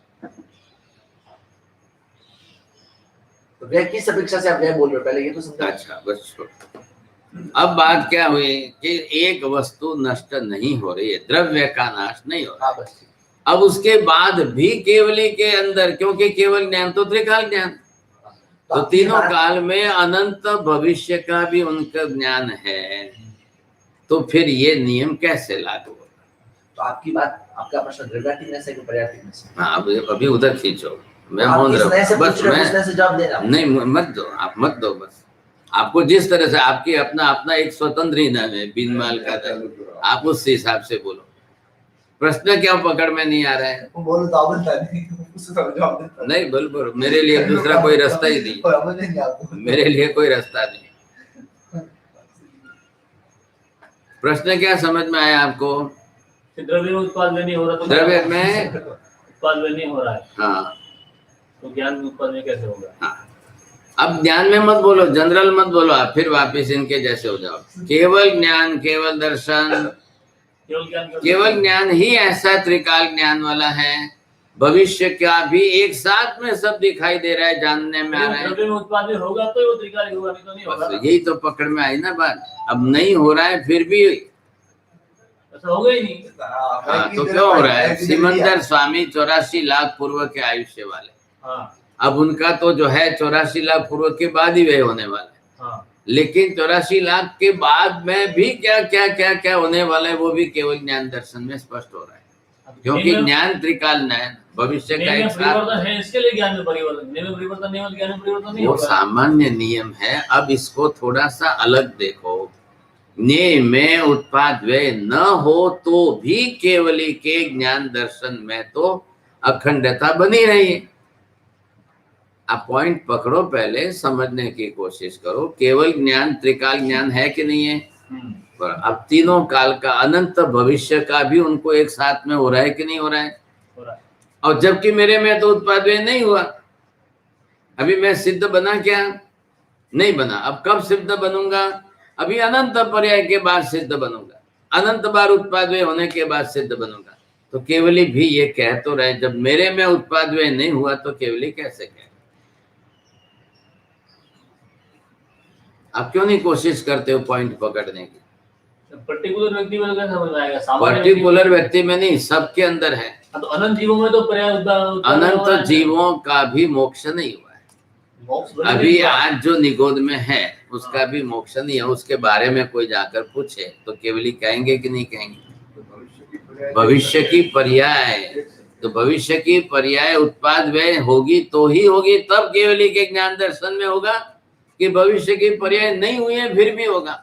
महावीर स्वामी को उपसर्ग करके गौशाला जा रहा था, तब भी भगवान को किसी ने पूछा, तब भी भगवान ने कहा भागशाली गौशाला अभवी नहीं है।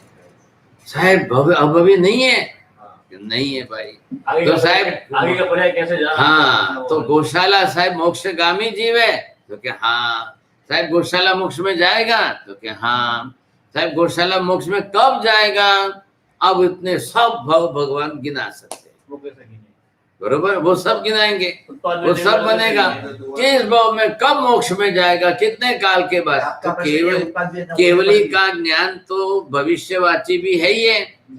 आपको ये पकड़ना है, तीनों काल का, अनंत भविष्य के बाद का भी केवली आज बोल सकते। अब उत्पाद वही हुआ क्या? नहीं, अभी तो गौशाला सामने ही है।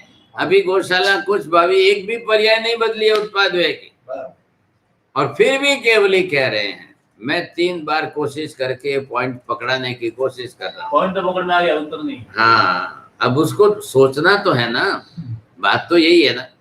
सर्वसामान्य नियम क्या लाया था? न्याय में उत्पाद व्यय होता है, उससे ज्ञान में भी उत्पाद व्यय होता है, बरोबर है। ये सर्वसामान्य प्राथमिक नियम है। अब ये प्राथमिक नियम हमारे लिए भी चलता है, हम तो केवली नहीं है। अब इसके आगे की बात, प्राथमिक सामान्य नियम के बाद ये आगे की विशेष बात कर रहे हैं। अब हमारा ज्ञान मत लो, मतिश्रुत मत लो, अब केवली का केवल ज्ञान क्यों लेना है? हमारे ज्ञान में अनंत भावी का साथ में नहीं ध्यान होता है। केवली के ज्ञान दर्शन में अनंत भावी का भी एक साथ में ज्ञान दर्शन हो रहा है। तो अखंडता आई किसकी? केवल ज्ञान दर्शन। केवल ज्ञान दर्शन की अखंडता बनी रही है। अब पदार्थ की पर्याय सामने बदले तो ही ज्ञान हो, तो हमारा ज्ञान है, मतिश्रुत है। न्याय में उत्पाद व्यय हो तो ज्ञान में उत्पाद व्यय की पर्याय बदले, वो हमारा ज्ञान है। केवली का ज्ञान तो त्रिकाल ज्ञान है, अनंत भविष्य का भी वो जान रहे देख रहे हैं, हाँ। लेकिन पदार्थ में उत्पाद व्यय न होते हुए भी वर्तमान में वो देख रहे हैं, जान रहे हैं, कह रहे हैं। बराबर। पहले उतावल मत करना, पॉइंट समझने की कोशिश करो, समझ में आ फिर गया? उधर उधर घुमाओगे, उधर उधर चक्कर लगाओगे, ये नहीं होना चाहिए। प्रश्न समझ में आ गया। अब सोचना है ना, उसके ऊपर सोचना तो है, एक साल के बाद जवाब नहीं। अभी ख्याल है कि नहीं? अब उसके ऊपर तो सोचना ही पड़ेगा। तो वो कैसे हो रहा है? एक साल। क्योंकि हमारे दिमाग में हमने सीखा है प्राथमिक नियम, हाँ। सामान्य नियम, अब उसके बाद विशेष भी आता तो है कि नहीं? क्योंकि ज्ञान हमारा अलग है, मति श्रुत का और केवली का तो केवल ज्ञान दर्शन, ये फर्क है। और केवल ज्ञान दर्शन जो है अखंड है, तीनों काल का एक साथ में, इसलिए अखंड है। अनंत भूत का है तो मान लेते कि चलो भूतकाल में तो पर्याय बदली है इसलिए हुआ है, अब अनंत भविष्य में तो अभी पर्याय बदली नहीं, नहीं। हाँ। और पर्याय परिवर्तन तो उत्पाद व्यय से ही होने वाला है। जी। अब उत्पाद व्यय नहीं हो रहा है, पर्याय नहीं बदल रही है, फिर भी केवली के केवल ज्ञान दर्शन में सब स्पष्ट दिख रहा है। ये जल्दी किसी के दिमाग में नहीं उतरेगा, ये ध्यान रखें, क्योंकि हमारा प्राथमिक सिद्धांत दिमाग में सामान्य बैठा हुआ है। अब ये कैसे दिमाग में? मैं आज तो मैं मोक्ष में गया नहीं हूँ। तो अखंड જ્ઞાન જેને થાય हाँ, ત્રણેય કાળની પર્યાય પરિવર્તન ન થવા છતાં પણ જોઈ શકે છે। तो ये कैसे हो रहा है? बस ये विशेषता नहीं। એટલે તો કેવલ જ્ઞાન છે। हाँ, तो कैसे हो? અખંડ है ना જ્ઞાન। तो ज्ञान का आधार ज्ञेय हुआ कि नहीं हुआ? हुआ ना? तो कहाँ हुआ? तो भावी के ज्ञान, भावी के ज्ञेय के अंदर जो बन रही उत्पाद व्यय की घटना को वो देख सकता है। भावी के ज्ञेय के अंदर जो घटने वाली उत्पाद व्यय की घटना को वो देख सकते हैं, उनका सामर्थ्य है। आप ये लिखो, और ये लिख करके आचार्य महाराज को गच्छाधिपति को भेजते हैं, तो ये उत्तर सही है, ये उत्तर पर्याप्त है। पर्याप्त नहीं है, पर्याप्त वो मुझे नहीं, आपने जितना हमको बहुत में, आप क्या बोलोगे? आप बोलोगे कि नहीं मैंने बोला ही नहीं है कल, पहले लिख दो आप, वो तो पता ही नहीं है। आप लिखो पहले। आपको पर्याप्त है, पर्याप्त ज्यादा बोलता तो बहुत दिमाग घूम गया, कम बोलो तो मैं वो है क्या करना था। अब एक थोड़े दिन निकाल दो, मेरे को आप जो है समझ गए हो तो भाई स्वीकार कर लो, एक थोड़े दिन निकाल देते हो बस, फिर बाद में आप अरुण विजय को छोड़ देना, फिर दूसरे किसी महापुरुषों से पढ़ना। अब बात इतनी सी है कि ये उत्तर बैठता है कि नहीं बैठता, ये उत्तर पर्याप्त है कि नहीं पर्याप्त है, ये हमको देखना। आप रिजल्ट कर दिया। अब इसमें देखो दूसरा न एक है, केवली के भी ज्ञान दर्शन में, अभी तक हमने क्या की बात ध्यान में लो, अब इधर दूसरा विषय हो गया, केवली के ज्ञान दर्शन में उत्पाद व्यय कैसे हो रहा है? दिनेश अपन ने वही लिखा है। ज्ञेय के अभी मैं उसका उत्तर नहीं दे रहा हूँ, तो कब दोगे? अभी उस बात का उत्तर नहीं है, वो विषय वो नहीं विषय है। छूट गया दूसरा। अब अब विषय- विषय आपने पूछा वो केवल ज्ञान के केवल उत्पाद व्यय कैसे होते हैं, के कारण उत्पाद ये व्यय क्या हुआ। है? अब हमको केवल ज्ञेय के कारण आपने बोले, अब ज्ञेय हो गए एक तरह, अब केवल ज्ञान के अंदर, केवली के अंदर उत्पाद व्यय कैसे बैठाना है? खाली केवल के अंदर। हाँ बस, अब केवली के अंदर जो है यहाँ पर आपको क्या लेना है ये देखो, अब ये कर्मों के आवरण की अभी वो बीच में मत लाओ, बस अब केवल कर्म का आवरण पूरा हो गया तो ही केवल ज्ञान हुआ है ना, बस बात पूरी हो गई। तो अंतिम बताएगा अब वो बीच में मत लाओ। पता आवरण पूरी सुनेंगे हमारे भी कोई नहीं बोलेगा, कोई नहीं बोलता, सोचता कौन सी पे वो बोलो क्या जीरो जो बात मैं बोलता हूँ। मेरा कोई आपके ऊपर द्वेष भाव दुर्भाव नहीं है, आपका तरीका जो है वो मैं सामने लाने की कोशिश करता हूँ। आपको जो बात मैंने मैंने देखा बोली, फिर उन्हीं ने वो बात बोली। नहीं, उनको मैंने दोनों में एकदम- आपके दुर्भाव जो है वो निकालने की कोशिश करो, मिच्छामि दुक्कडम, ख्याल है कि नहीं? अब कल से वो भी नहीं बोलूंगा, आपको जो बोलना है बोल लेना, मैं मौन रह के सुनता रहूँ, आप जितनी मिनट तक बोलना है बोलते रहे। अब ये जो है इसको आप देखिए, अब ये कालिक पर्याय जो है किसकी बात चल रही है, ये विषय ध्यान में लेना। केवल हाँ, अब जो जिस काल में जिस तरह से यहाँ पर हो रहा है, अब ये यहाँ पर जो है प्रत्येक बार आप केवल ज्ञान दर्शन में काल का उत्पाद हुए। कैसे? क्षण परिवर्तन। अरे ख्याल में हाँ बराबर। अब क्षण परिवर्तन के हिसाब से काल दे। वही दृष्टांत पहले वाला वापस लेते हम कि श्रेणिक ने पूछा हमणा मरे तो कुण गति एहनी था। हाँ अब ये महात्मा प्रसन्न चंद्र राजर्षि जो है कायोत्सर्ग ध्यान में खड़े। अब अंदर की प्रक्रिया क्या है और बाहर की प्रक्रिया क्या है? श्रेणिक देख रहे हैं बाहरी पर्याय को, श्रेणिक अंदर के आत्म पर्याय देखने की उसकी क्षमता नहीं है। अब महावीर देख रहे हैं उसके अंतर की आत्मिक पर्याय को, उसके आत्मा के अंदर क्या चल रहा है, बरोबर, उसके विचारों में क्या चल रहा है वो देख रहे हैं। इसलिए महावीर दे रहे हैं उत्तर, आंतरिक उत्तर, आंतरिक विचारों को देखकर। श्रेणी पूरा पूछ रहा है काया से बाहर स्थिर खड़ा है वो देखकर। फर्क पड़ गया? अब ये दो फर्क सामने हैं। अब दो फर्क सामने लेकर के श्रेणी क्या पूछ रहा है, महावीर क्या कह रहे हैं। अभी मरेंगे तो कहाँ जाएंगे? तो श्रेणी का पूछने का तो बाह्य दृष्टि है। हाँ। अब उसको बाह्य दृष्टि से ही उत्तर मिलना चाहिए था, लेकिन महावीर केवली है, वहां वो अंतर पर्याय को बरोबर देख रहे हैं, उसके आत्मा में चल रहे प्रत्येक क्षण के पर्याय। अब इधर देखो, ये अगर यहाँ पर आप हमणा शब्द लाते हो ये पर्याय, तो ये तो भूतकाल हो गई और ये भविष्य काल हो गई।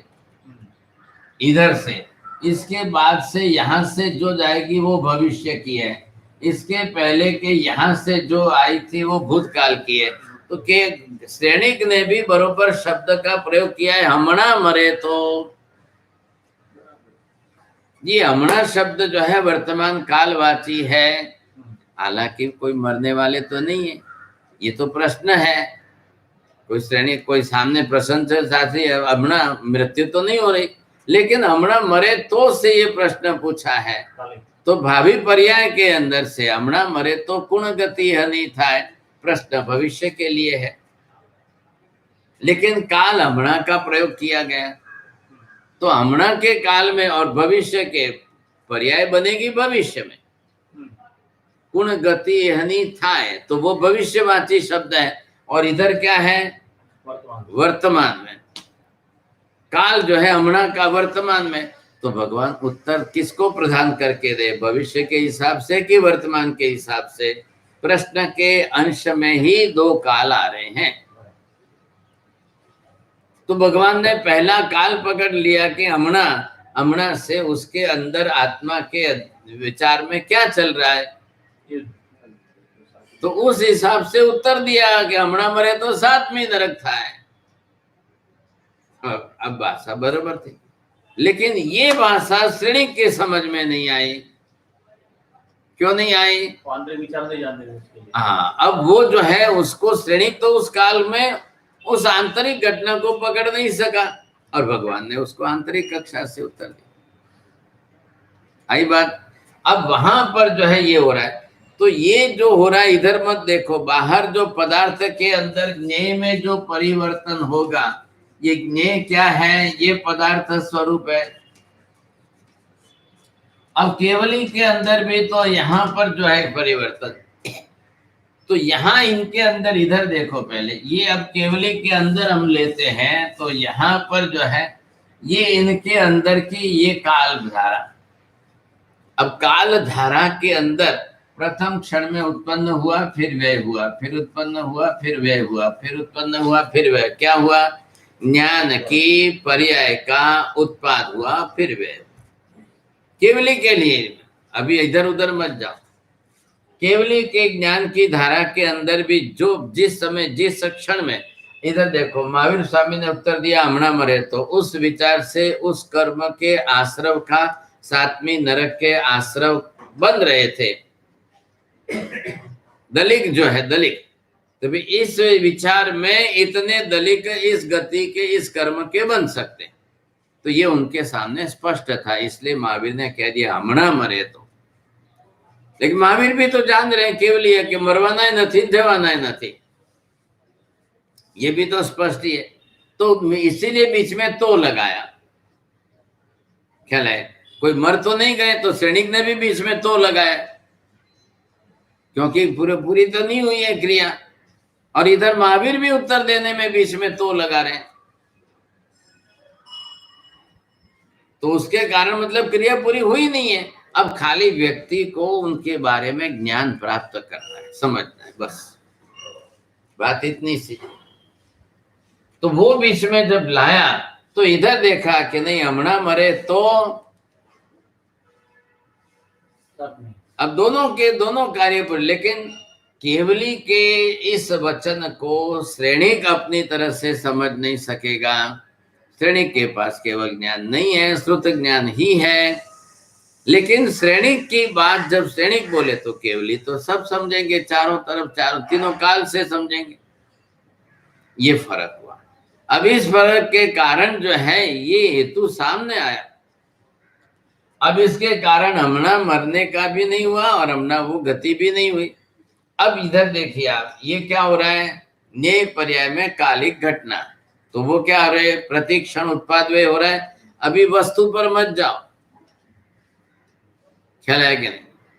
अभी कालिक के अंदर लो, वस्तु में तो घटना नहीं हुई, न तो प्रसन्नचंद्र राजर्षि मरे और न प्रसन्नचंद्र राजर्षि साथ में नरक में गए, बाह्य से कुछ नहीं हुआ। नहीं, तो उत्पाद वे किस वे, ज्ञान में उत्पाद वे, तो ज्ञान में उत्पन्न होने से पर्याय का परिवर्तन हुआ। अरे ये बात समझ, अभी वस्तु में पर्याय में उत्पाद वे नहीं हुआ है, न तो प्रसन्नचंद्र राजर्षि मरे, न व्यय हुआ, न वहां उत्पन्न हुआ, ज्ञान में परिवर्तन नहीं हुआ है। हाँ, परिवर्तन का हुआ ज्ञान में, बस। और ज्ञान में किसमें, काल में, ज्ञान की कालिक पर्याय बात आ रही है विशेष रूप से। तो पहले वो पकड़नी है हमको। ज्ञान में तो परिवर्तन नहीं हुआ है, प्रसन्नचंद्र राजर्षि में व्यय भी नहीं हुआ, प्रसन्नचंद्र राजर्षि सातवीं नरक में जाकर उत्पन्न भी नहीं हुए। प्रसन्नचंद्र राजर्षि के ज्ञान में जो परिवर्तन हो रहा है, प्रसन्नचंद्र राजर्षि के ज्ञान में जो हो रहा है उसके कारण तो इन्होंने भगवान ने विचार से जवाब दे दिया। लेकिन श्रेणी को तो उनके ज्ञान में होने वाले परिवर्तन विचार का तो कोई ख्याल नहीं आ रहा है। उसने तो बाह्य दृष्टि से कायिक स्थिरता से पूछा है। वे बाहु ऊपर करी, सोरे सामे दृष्टि लगाए, एक पैर पर खड़े, ये मात्र लगाए, तो उसको तो विचार का ख्याल नहीं है। लेकिन महावीर जान रहे हैं, तो महावीर ने किस हिसाब से उत्तर दिया, ज्ञान की कालिक पर्याय का उत्पाद में। एक बात में जब ज्ञान के अंदर जो उत्पाद वे हुआ वो काल बदल गया। अब ये मैंने क्या किया, ये काल बदल गया, ये काल बदल गया, ये काल बदल गया। 9:20 पर चल रहा है, तो 9 के 20 मिनट के बाद में 2 second, 3 second, 5 second, 7 second, 1 minute की तो 60 सेकंड होगी। 1 सेकंड के विचार कितने हो जाए। अब 1 सेकंड के अगर इतने विचार बन जाते हैं तो 1 मिनट की 60 सेकंड, मिनट की सेकंड 60 हो सकती है, मिनट के विचार तो 60-100 भी हो सकता है। तो वो विचार, प्रत्येक विचार बदलेंगे।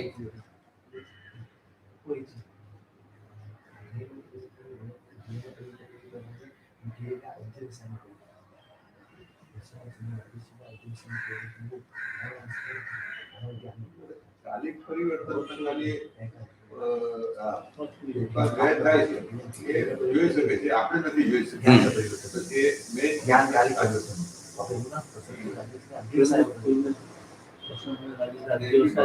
જ્ઞાનમાં જોઈ શકે છે કાલિક એટલે ઉત્પાદ વ્યય થાય છે, પણ કાળમાં ઉત્પાદ વ્યય થયો અને એ ભગવાન જોઈ શકે છે, આપણને આપણા સૂક્ષ્મ ઓલામાં આવતું છે। प्रसन्न राजर्षि भाव से अध्यवसाय परिवर्तन, केवली का ज्ञान में कालिक परिवर्तन। केवली का ज्ञान में परिवर्तन हो रहा है कि नहीं, कालिक परिवर्तन। हाँ, क्या प्रसन्न राजर्षि अध्यवसाय में परिवर्तन, बरोबर। अब इधर देखो, न्याय काल में मतलब काल कौन से गिनने, जो अध्यवसाय के निमित्त से जिस काल के क्षण में जो परिवर्तन हुआ वो उत्पाद वे हुआ कि नहीं हुआ। अखंड धारा में तीनों काल में केवल ज्ञान के रहते हुए भी, तो केवल ज्ञान वहां तो उत्पाद द्रव्य तो हो गया। अब केवल ज्ञान ध्रुव होते हुए उसके अंदर उत्पाद व्यय हो रहा है, वो कालिक उत्पाद है। इस क्षण इस क्षण इस क्षण इस क्षण इस क्षण इस क्षण, तो ये क्षण में जो उत्पाद व्यय, तो पूर्व क्षण का उत्पाद पूर्व क्षण का व्यय और आगे के क्षण का उत्पाद। पूर्व पर्याय जो थे उसके अध्यवसाय से विचार से जो ज्ञान से होने वाली उस पर्याय का व्यय हुआ और उसके बाद में आगामी नई पर्याय का उत्पाद हुआ। वो ज्ञान में ही हो रहा है। अभी ज्ञेय में तो जब होगा तब होगा। द्रव्य में परिवर्तन, अब ज्ञेय की पर्याय का परिवर्तन वो जब होगा तब होगा, लेकिन उसके पहले तो यहाँ पर केवली के ज्ञान में पर्याय परिवर्तन होता जाए उत्पाद में। ये क्या घटा रहे हैं? जे ज्ञेय कार्य परिणमय ज्ञानादि निज पर्याय रे व्यतिरेक सिद्ध नहीं तीय लक्षण इम पाणी थाय रे। तीनों लक्षण कैसे बैठ रहे हैं?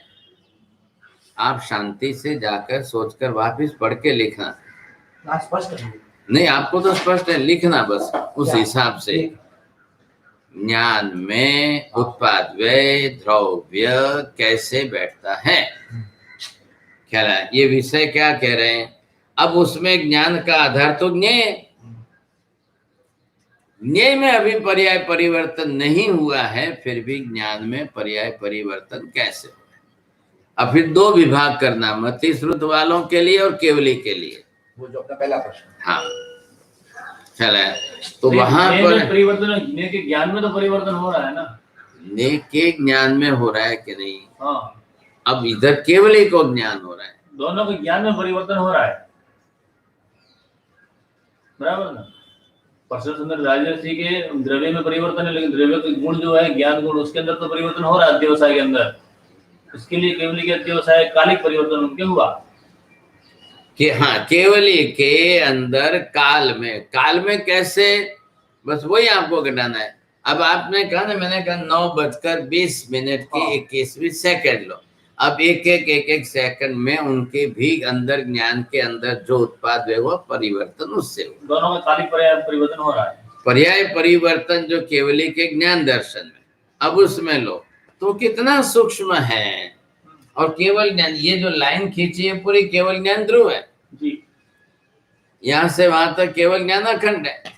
अब ध्यान रखो, इसमें थोड़ा सा और जोड़ना है, क्या लगे? थोड़ी सी बात और जोड़ना है। क्या जोड़नी है? ये खाली प्रसन्नचंद्र राजर्षि का ही हो रहा है कि संसार के अनंत जीवों का हो रहा है? अब इतना बड़ा दर्पण है तो एक ही वस्तु का प्रतिबिंब पड़ेगा क्या? सबका पड़ेगा। अब सबका पड़ेगा, लेकिन गति जिसमें होगी वही आपको देखने में दृष्टि स्थिर होगी। इतने बड़े दर्पण में ये थंबा है, ये पुस्तक है, ये है, घड़ी है, सबका प्रतिबिंब हो रहा है। गति किसमें हो रही है? एक जीव आया और गया, उसमें आपकी गति हुई, तब आपको देखेगा। ये बात है। तो जिसमें गति हुई उसके अंदर आपको तुरंत जो है आपका उपयोग उधर जाएगा, तो फट से दिख जाएगा। कोई भी जीव है, अभी मराठी जी रहा है, जैसे उसने हाथ पैर चलाए या गति की, आपको तुरंत पता चला जी रहा है।